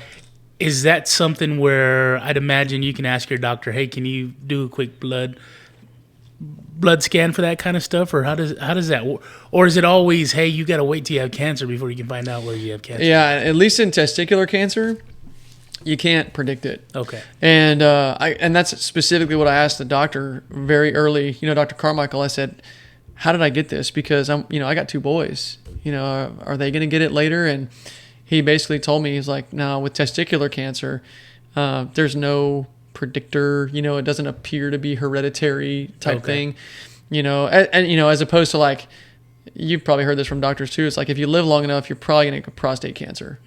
You know, it's just, you just know you're gonna get it. So as far as testicular cancer goes though, no, he just told me there's no way to tell what you did to get it, and there's no way to tell if your sons will get it. Yeah. So that was the what came back on that. But so my levels, HCG and alpha theta protein are going up, and so Dr. Carmichael says, okay, this is telling us that you've got cancer in you still. So that it did spread. So it metastasized, and so we've got to give you chemo. And I have not suffered much in my life, but chemotherapy was the worst thing that has ever happened to me. How long were you taking it for? Well, and that's the thing. I mean, I'm sitting here saying that it was the worst thing. I didn't even have to deal with it for that long. I had like a 3-month cycle, as they call it. And now, different cancers call for different things. What I had to get was I had to get 3 drugs. I had to get cisplatin, bleomycin, and a third one that I can't remember right now. I think it started with an E. Anyway, I had to get those, and so I showed up for my first day of chemo, you know, and of course I've heard all the stories and stuff, and they're giving me pills kind of proactively to make sure that I don't get nauseous and stuff like that, and kind of ward off some other side effects and that sort of stuff. But yeah, I show up on that first day, and chemotherapy is boring. So if, you know, for people that are listening to this, and, you know, you ever wonder like, wow, what can I do for somebody that's got cancer? You know, I don't know how to do it. You know, do I give them a card? Do I send them some flowers? You know, make some food? I'll tell you what the best thing you can do for them is mixtape. That's not what I was going to say. I was going to say, go spend time with them when they are getting their treatment. Because you can be in the room with people? I mean, nowadays with COVID, they probably wouldn't. Well, yeah, I don't know what modern regulations say, but I mean, like Angie and the boys. Well, they kept kids away from me because chemotherapy. Not only does it hit the cancer hard, it hits your immune system hard. Mm-hmm. And so with an immune system that's in a vulnerable state, they don't want kids being around you because apparently kids are little germ bags that, can get you sick. Covered in chocolate and boogers. Yeah. And so anybody, even like a flu, could do some damage to you if you're on chemotherapy. So the first day of chemo wasn't really that bad. It was boring because I was there for let's see, I had cycles I was on a weekly cycle. So I would go on Monday and I would be there for 4 hours, sitting in a chair, getting an IV drip basically, because these drugs they give you, they put them in intravenously. And so, went first day and it's like, yeah, okay, boring, but not the end of the world.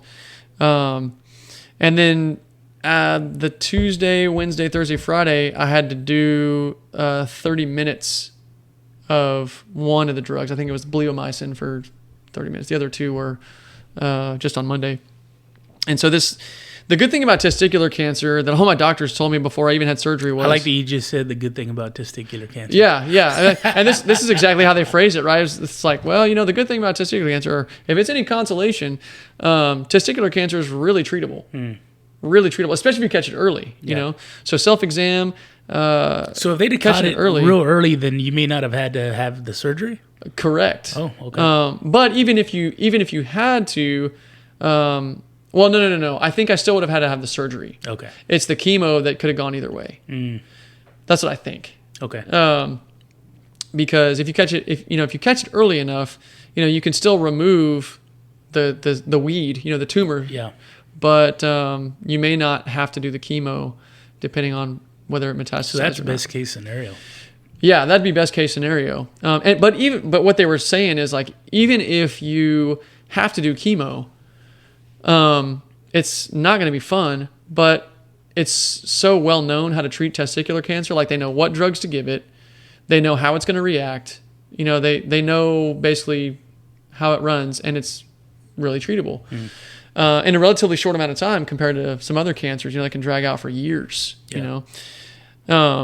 So anyway, that was the good thing about it, if there is a good thing about cancer, right? So, so I'm on these cycles. I go through day 1, I'm not feeling too bad. Day 2, I'm starting to feel a little my stomach's starting to feel nauseous and stuff.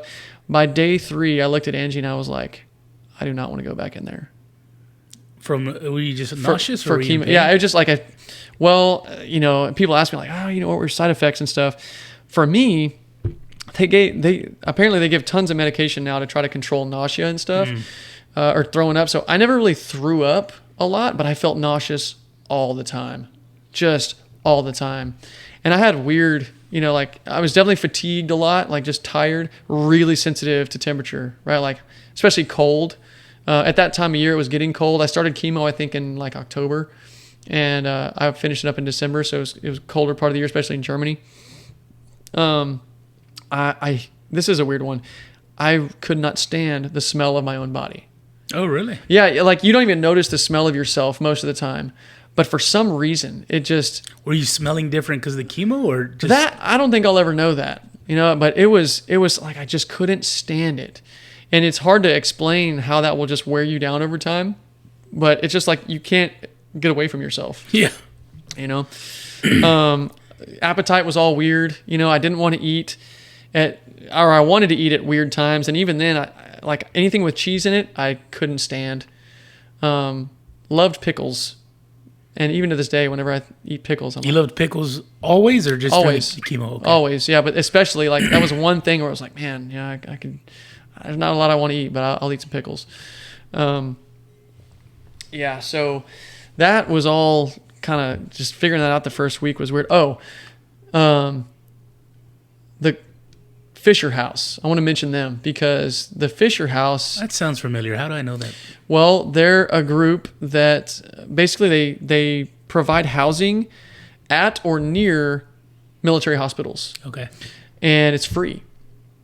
So we stayed in the Fisher House near Launchstool every time I went down there because we were like about 3 hours away.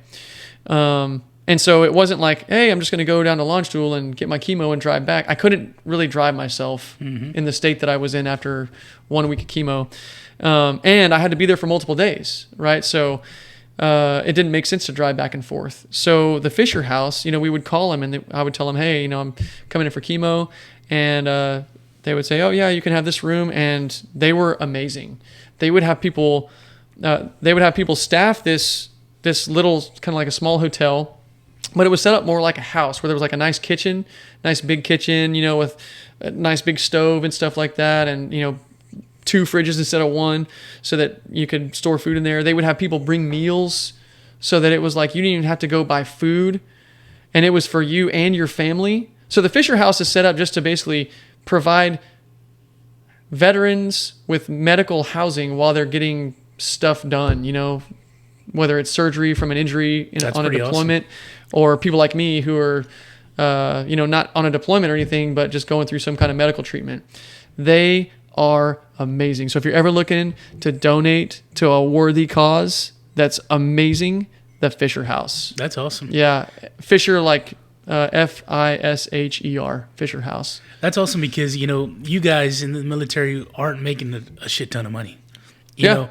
So to be able to go and get treatment, I mean, at bare minimum to get treatment for you, but also to have the support of your family and your kids with you, over a handful of days, multiple times a month. Yeah. I mean, that's got to be huge to the healing portion of it. Oh, it was amazing. I mean, we didn't have to think about, we're going to book a hotel and all this kind of stuff. It was, hey, let's just call the Fisher House and let them know we're coming. Yeah.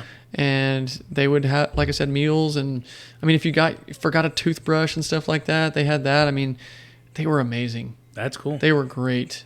So how long were you on chemo for? You said 2 months? About 2.5. Okay. So I went through a 1 month cycle, and Dr. Carmichael, of course, is monitoring me the whole time. I'm losing my hair. I lost all the hair on my head and lost all my. I lost my eyebrows. I looked like I remember somebody said I looked like Tweety Bird or something like that. That's not funny, but that's funny. Yeah, it was funny. It was kind of like, yeah, what are you going to say to a cancer patient, right? So they're watching my blood levels, and the good news is that my blood levels, my HCG and alpha fetoprotein were going down. So that was good. Man, I'm kind of leaving out a bunch of crazy stuff that happened. Like that I'll come back to. My first chemo cycle, Angie got strep throat so bad that she had to go to the ER. And jeez. Yeah, it was crazy. Now, and this kind of touches... Who's helping with the kids at this time? Well, our church. Oh, okay. So we went to the chapel on post there, the Schweinfurt Chapel. And we had been going there ever since we got stationed there. And so we knew a lot of people. We'd been in Bible studies with them and stuff like that. And, the Bible talks about the body of Christ, and in kind of a way, it's like we all play a part, in the kingdom and in helping each other and things like that. And this was a great picture of that. Oh, cool. So, for instance, Angie comes down with chemo. I need to have a... Oh, no. Hey! What's up, Nina? Hi. She just wrecked it. We're going to have to re-record this whole thing. I'm joking. Say hi to Jonathan. I did hi. Give him a hug. Oh, okay. Jeez. I don't know what I'm allowed to do. How you doing? Great to see you. Good to see you. Do you have water? I gave him water. Nina's been at work today. Oh, snap. Really? Go away. Goodbye. Teacher in service? She's been off for 3 months. Don't feel bad for her. Yeah, So okay. I was trying to get a jump on things. There you go. About time she's All right, working. bye-bye. Anyway, go ahead. So Angie gets strep throat, so she's got to go to the hospital. I mean, it's bad. I'm a zombie by now because the chemo is in full force in my body, and I'm zapped of energy. I'm nauseous all the time, like all those things. Like my appetite's weird. So I can't be around her because if I'm around her with my toasted immune system, that's a bad situation for yeah. me, right? So somebody comes to get. Let me ask you this. Yeah. If you were to get, your immune system's down, Mm-hmm. you're having chemotherapy. Yeah. If you were to get sick, let's say severe strep throat or something, Mm-hmm. could you die? I think that's a possibility. Okay. Yeah. Or is it just something that you would just get severely sick? I think both of those might happen. Okay. So for both of those reasons, and yeah, then they might have to stop chemo treatment because they got to let your immune system come back up. But then you're letting the cancer get stronger, right? So you're kind of, it's like two generals Yeah. fighting in a war, right? Where it's like, okay, we got to give this much ground, so that we can get you back to health, but then we got to come back and hit the cancer again, but make sure it doesn't get too strong, because if it gets too strong, we'll have to. Well, I imagine that's an opportunity for it to continue to grow and spread. Yeah, exactly. Gotcha. Exactly. So, so she's got to be taken away. She goes to the ER. Somebody from our church comes to get her. I don't even know who it is. I was laying on the couch, just like, bye, Yeah. So now I'm at home with my two boys that I can't take care of. The network of church How old are they at this people time? just kept rolling in. Noah was around, let's see, this is 2011. So Noah is 3 Okay. and James is about 1. So they're little bitty. They're little guys. Yeah. So Jay and Gina Felt, who now live in Iowa, they swooped in and came to get Noah and James. And I just remember going to open the door for them and them being like, we're here to take your kids. And then I was at home by myself, And then I had to get down to launch stool for a surgical procedure. So when you get your chemo, they can stick you in the arm every time with the IV. Oh, so they put a fistula or something in you, huh? Yeah, they called it a Mediport. Okay. It's like this. They put it in my chest. I right? think they did Like, that with Nina's mom. Right, like about 3 inches below 2 inches below my left collarbone, and that way they can kind of like get the stick right every time easily. It's, it doesn't leave you with tracks, Yeah. on your arm. So I had to get that done, but I'm at home by myself. So a guy from our church, Bill Broderson, he's an old retired sergeant major. He comes to my house, and he comes and gets me, drives me 3 hours to launch stool. He stays with me in the Fisher house overnight while we're waiting, for me to get into surgery. All right.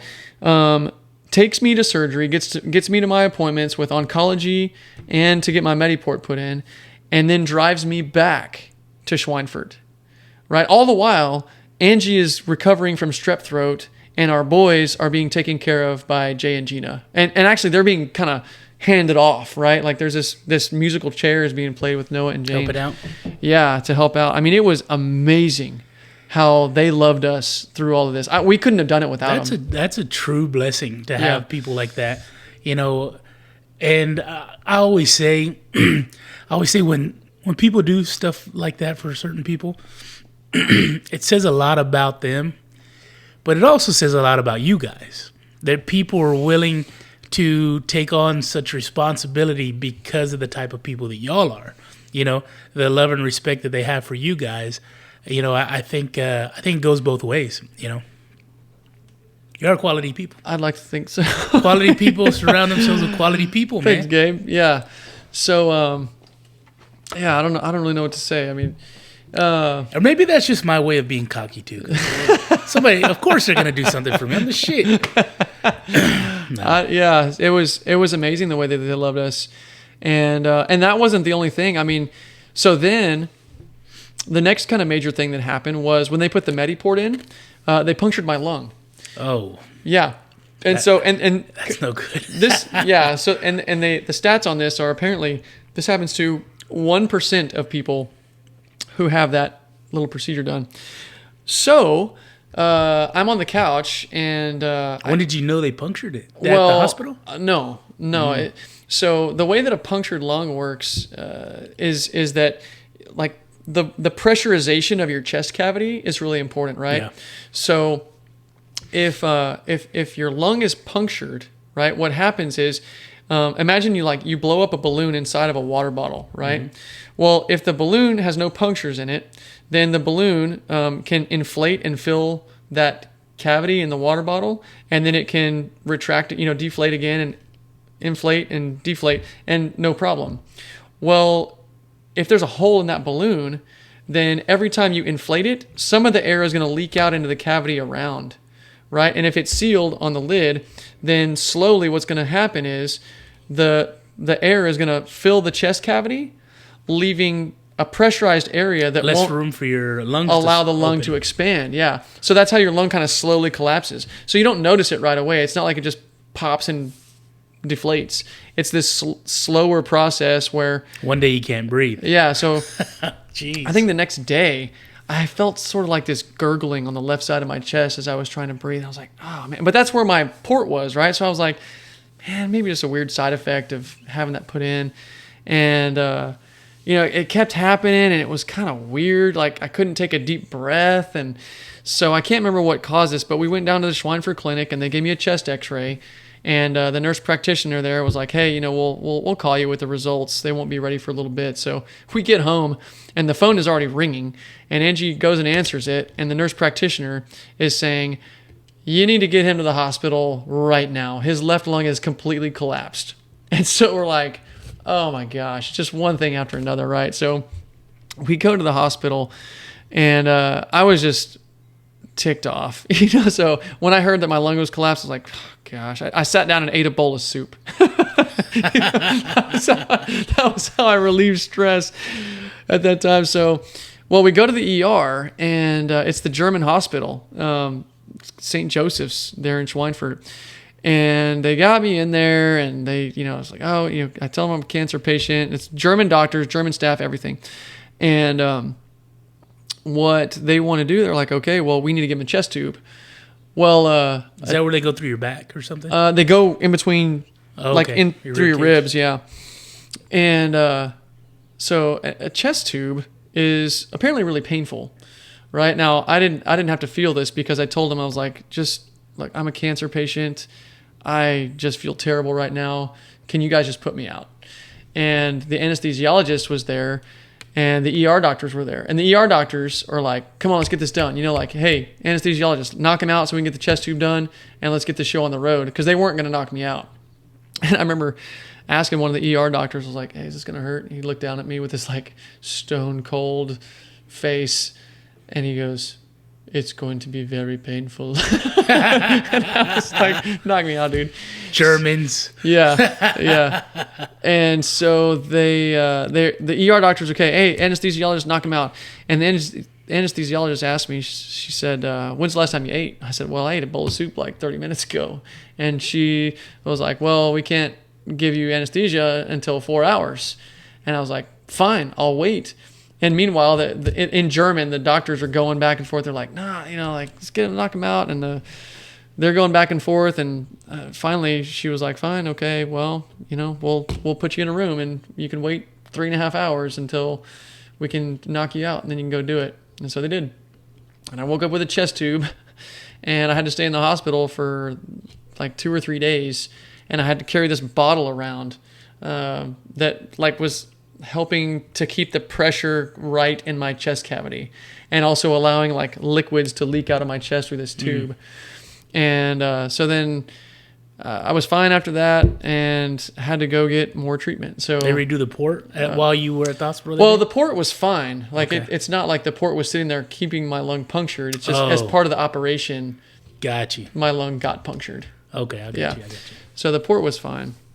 Anyway, so fast forward, that was kind of like in the middle of my 3-month chemo regimen. And then the last month was December.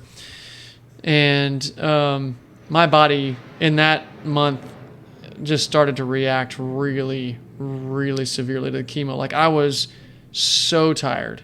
I was so out of breath. Like I couldn't even walk like across your living room without just like gasping for air. They had to put me in a wheelchair.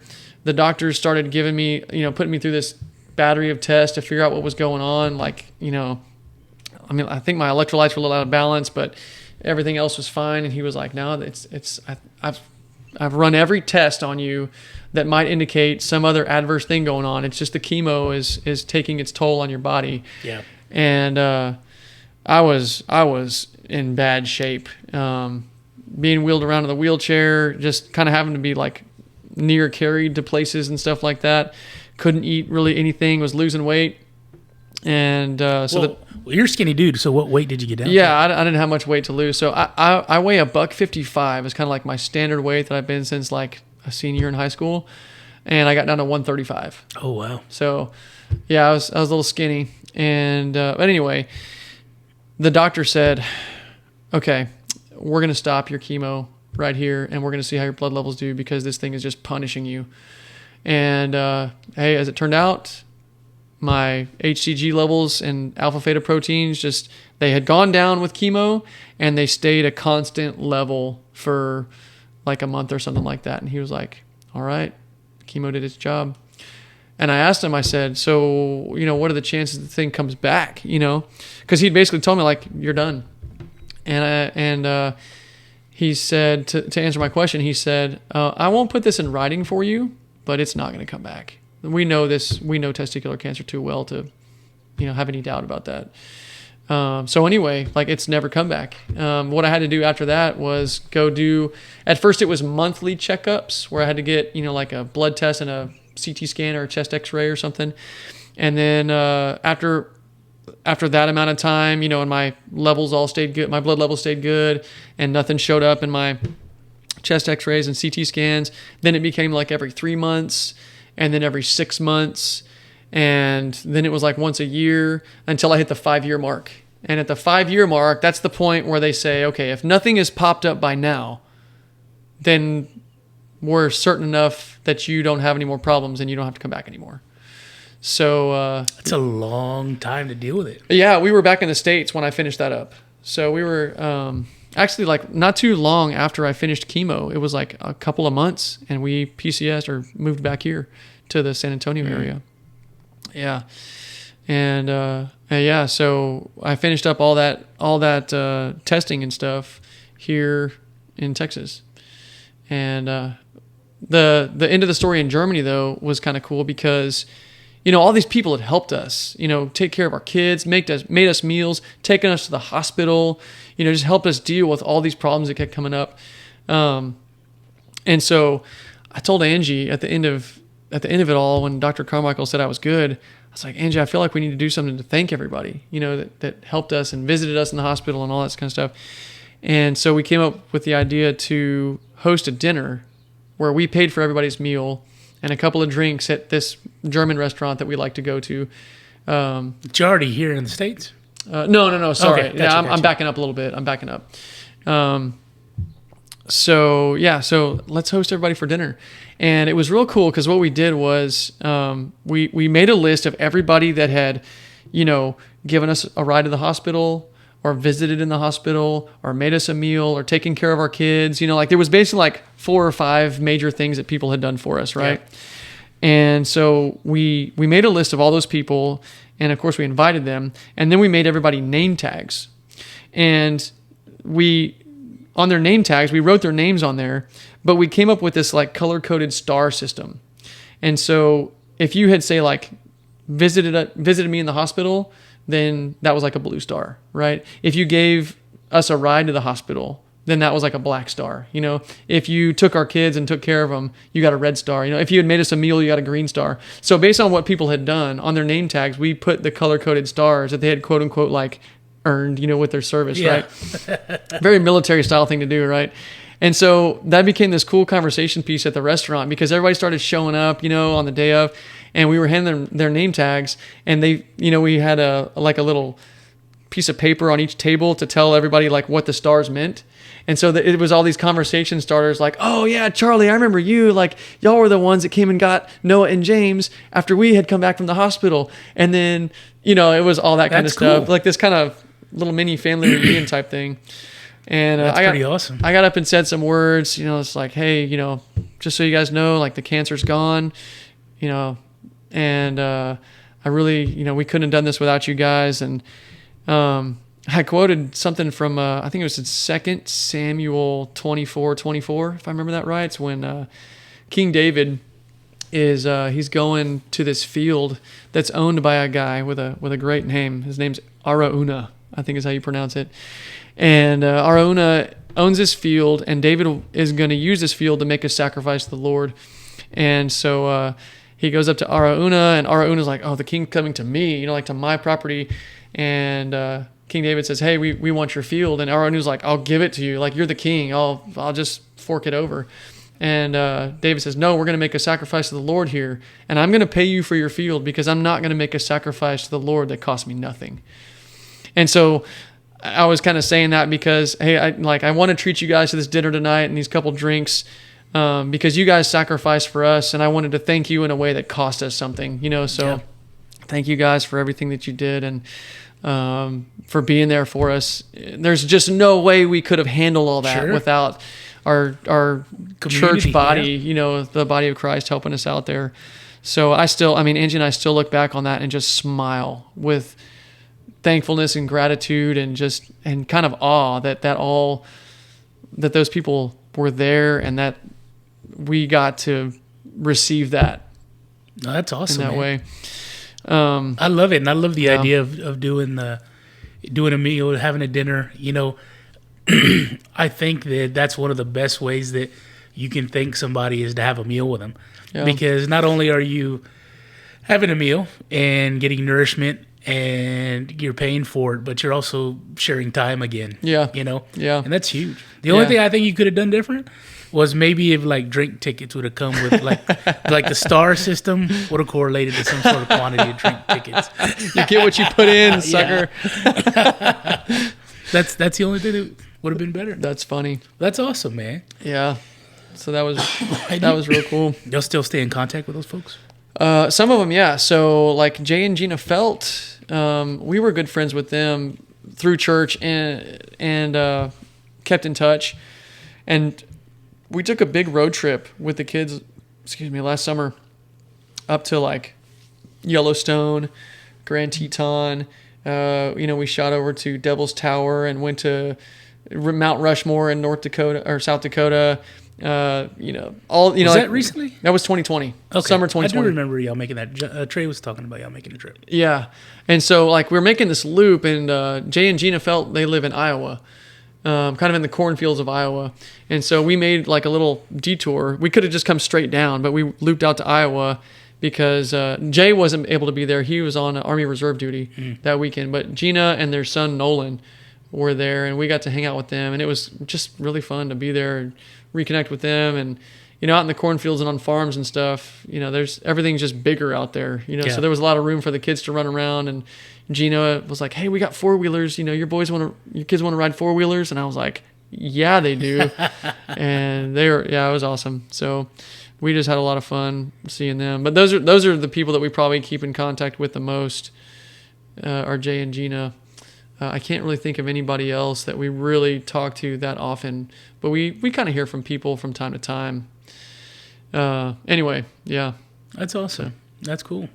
Nina's dad is he was in the military for a long time. And it's interesting how it seems like a lot of military folks will stay in contact with each other, and sometimes there's a lot of time gap in between, Mm-hmm. Yeah. But there's a couple of people that he'll get a phone call once in a blue moon, and he'll call Nina, and he's as happy as can be.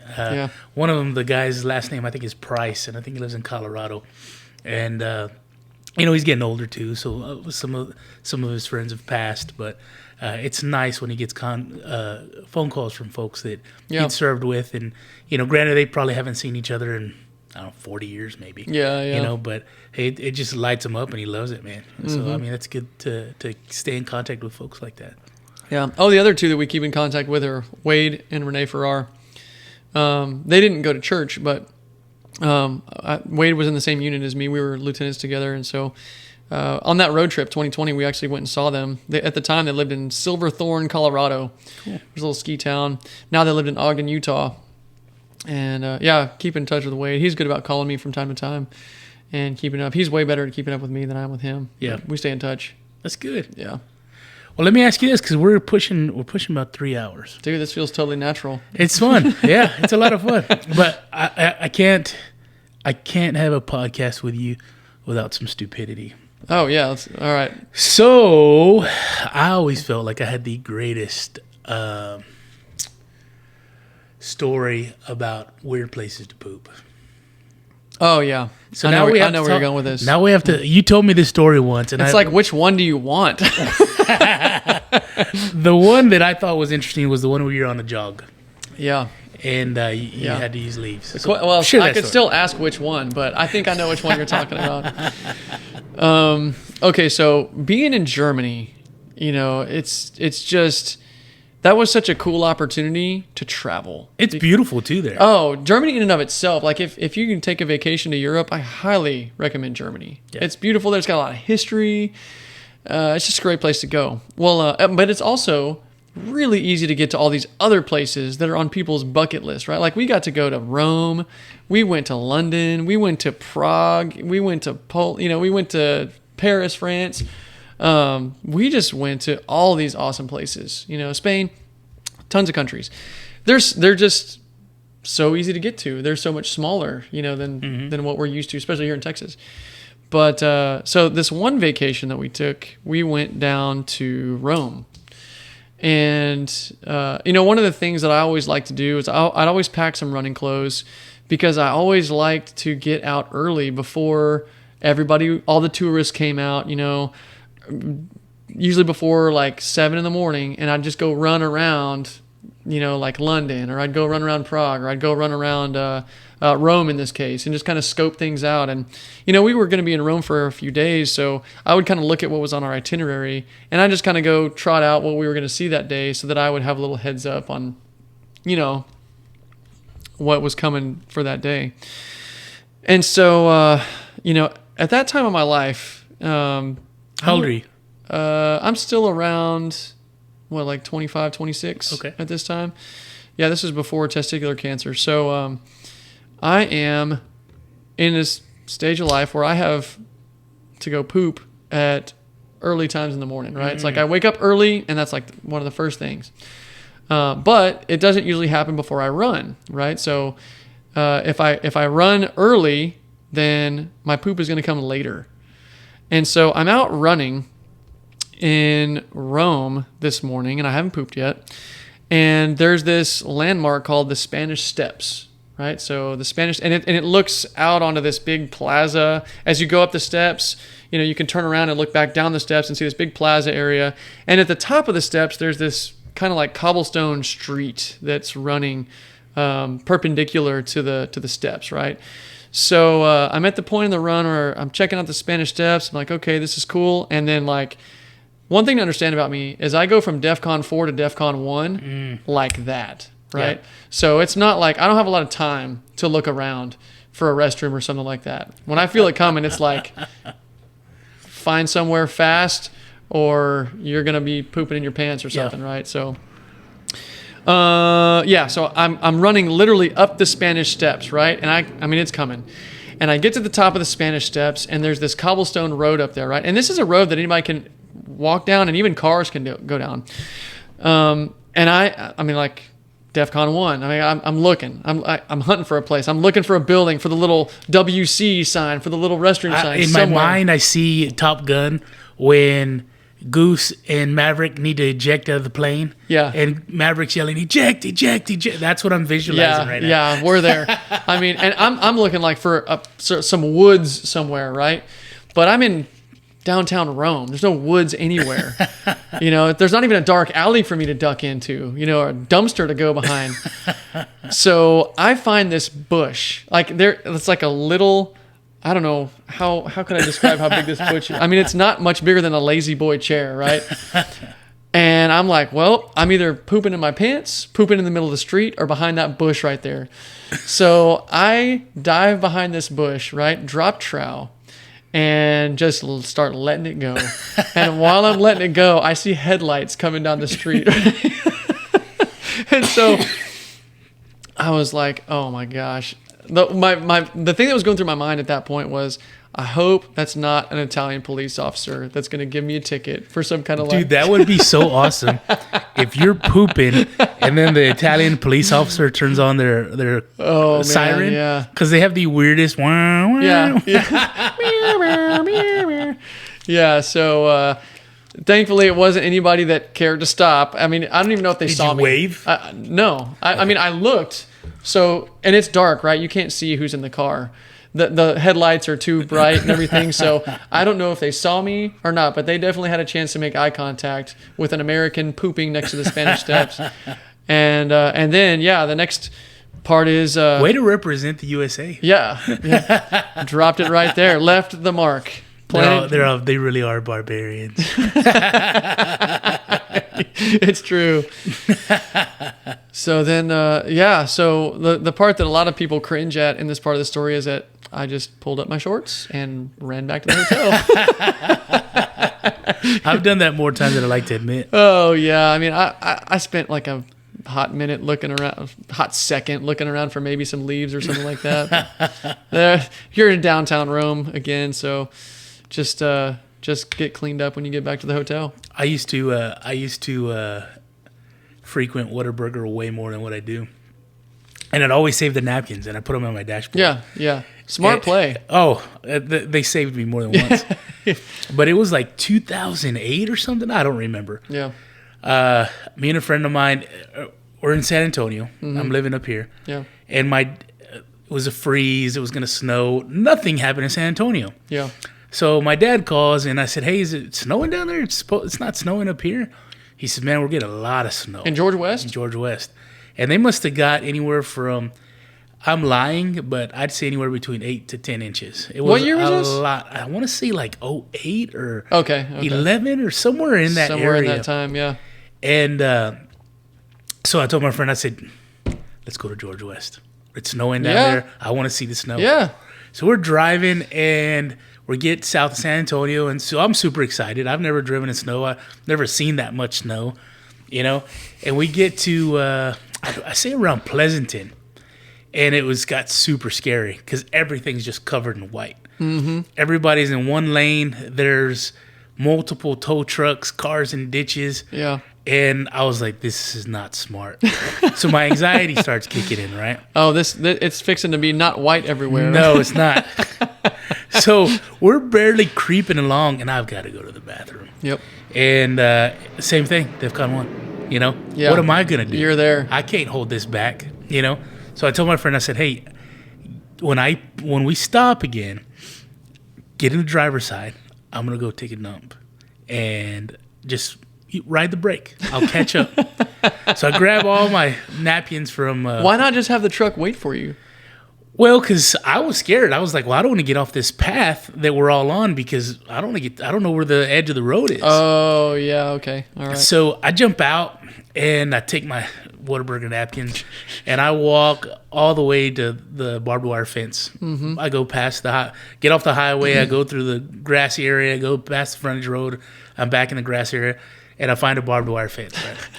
So my dad always said, "Hey, if you had a poop, hold on to the barbed wire fence and lean back." Yeah. So I grab it and pull my pants down, and I mean it's bright because everybody's out, and everything's covered in white, so everything's glowing. So they see this fat, out of shape, gorgeous Mexican dude walking to the barbed wire fence, and so I pull my pants down and I'm holding onto the fence, and I just let it rip.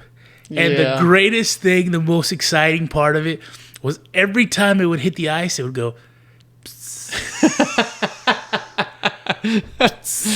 Oh man! So I did it. I cleaned up with the napkins. I grabbed a handful of snow, walked back to the truck, and we drove back. Ended up making it to George West. But wow, that was probably the most fun. I have some other terrible stories, and they'll make it another podcast. Could you feel the warmth coming up off of it? You know what? I could see it. But that was a great winter. But anyway, yeah. Thanks for sharing, John. Oh man, yeah. That's one of the more high. What am I trying to say? Like, probably the best one I got. Well, that's some of to me. If you're a man, you gotta shit outside every now and then. You know what I'm saying? Yeah. There's certain things men got to do. Yeah. Well, and I've taught my kids how to do this too. Like you mentioned the barbed wire fence thing, right? Like find a tree, and if you're on a slope, it matters uphill versus downhill, right? Oh yeah. So make sure you're on the downhill side of the tree so that everything will go downhill. Have you told them they don't always have to come back with other socks or sleeves? No, I don't know why I never thought of that. That's a fantastic idea. But here in the hill country area, there's a great plant that grows out there, out in the woods, and if you're lucky enough to come across it, it makes great toilet paper. It's called lamb's ear. Lamb's ear? Yeah, lamb's ear, and it grows on the ground. It's not like a bush or anything. It grows kind of low. Okay. And it's got pretty broad leaves, like I want to say like as big as your hand. Really? A big leaf is like as big as your hand, and they call it lamb's ear because it literally has this sort of like thick peach fuzz on it that makes it really soft. Really? Yeah, and the leaf itself is kind of thick. So are we talking 1-ply or 2-ply? This is like 4-ply. Really? Yeah, this is luxurious natural toilet paper, right? That sounds appealing. Yeah, it makes you want to go try it out right now, doesn't it? I'm going to Google what it is. That way I Yeah. can keep an eye out for it next time. Lamb's ear. So when we lived in Spring Branch, in the woods around there, lamb's ear was in good supply. And so my kids running around in the undeveloped lots, in the woods, had no problem not coming to the house to go to the bathroom because they knew there was lamb's ear out there. Let me tell you what. I love Nina's dad. Love Nina's dad.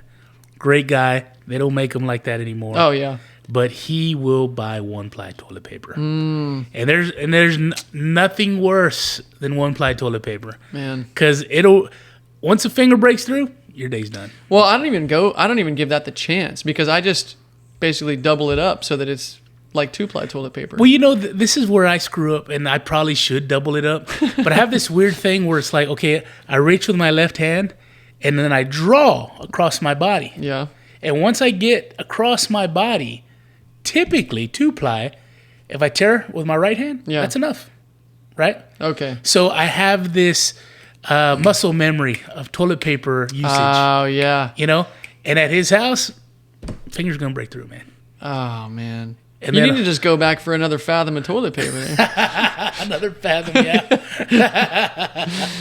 Man, you gotta recognize that 1-ply and go back to the well. Creature of habit, man. Oh, well, that habit is having your finger in your own poop there. Nothing little soap and water can't fix. That's true. Yeah. It's totally fixable. Well, Jonathan, I appreciate the shit out of you coming and sitting with me. Pun intended there. I think I really appreciate you sharing the testicular cancer story with me. Oh, open book, man. Glad to talk about it. I hope it helps somebody, I just coughed helps over people it. out there. But yeah, I hope so too. I don't know a lot of people that have had it. I hope to not know very many people who have had it. Yeah. But I think it's one of those things that as dudes, we overlook certain things. Yeah. And we want to ignore certain things, and it's not something you want to ignore. Yeah. So, the earlier you can catch, a lot of times we just assume, like you said earlier on, if I ignore it, it might go away kind of thing. And it's it's not going away. Nope. The sooner you can get a hold of something, especially something like cancer, Yeah. the more opportunity they have to take care of it before it gets really bad. Yeah, So, and it'll get you. It doesn't care how old you are, how good a shape you're in. yeah. That's why I tell the Ironman stories because I was 27 and I was in probably the best shape of my life. Yeah. And I still got cancer. Yeah. So, especially with these college kids that I was telling you about, I just feel the need to tell them because a lot of times you can think you're invincible, And that's helpful because even at that, I didn't realize you were as young as you were, and so being able to tell somebody who's 18 or 19 or 20, because you were 27, Yeah. and it didn't take very long for it to form and develop and grow like it did. So I appreciate it, man. Yeah, I'm glad to be here. Thanks for having me on. Well, thanks for being on the podcast. Thanks everybody for listening. Thanks, Jonathan.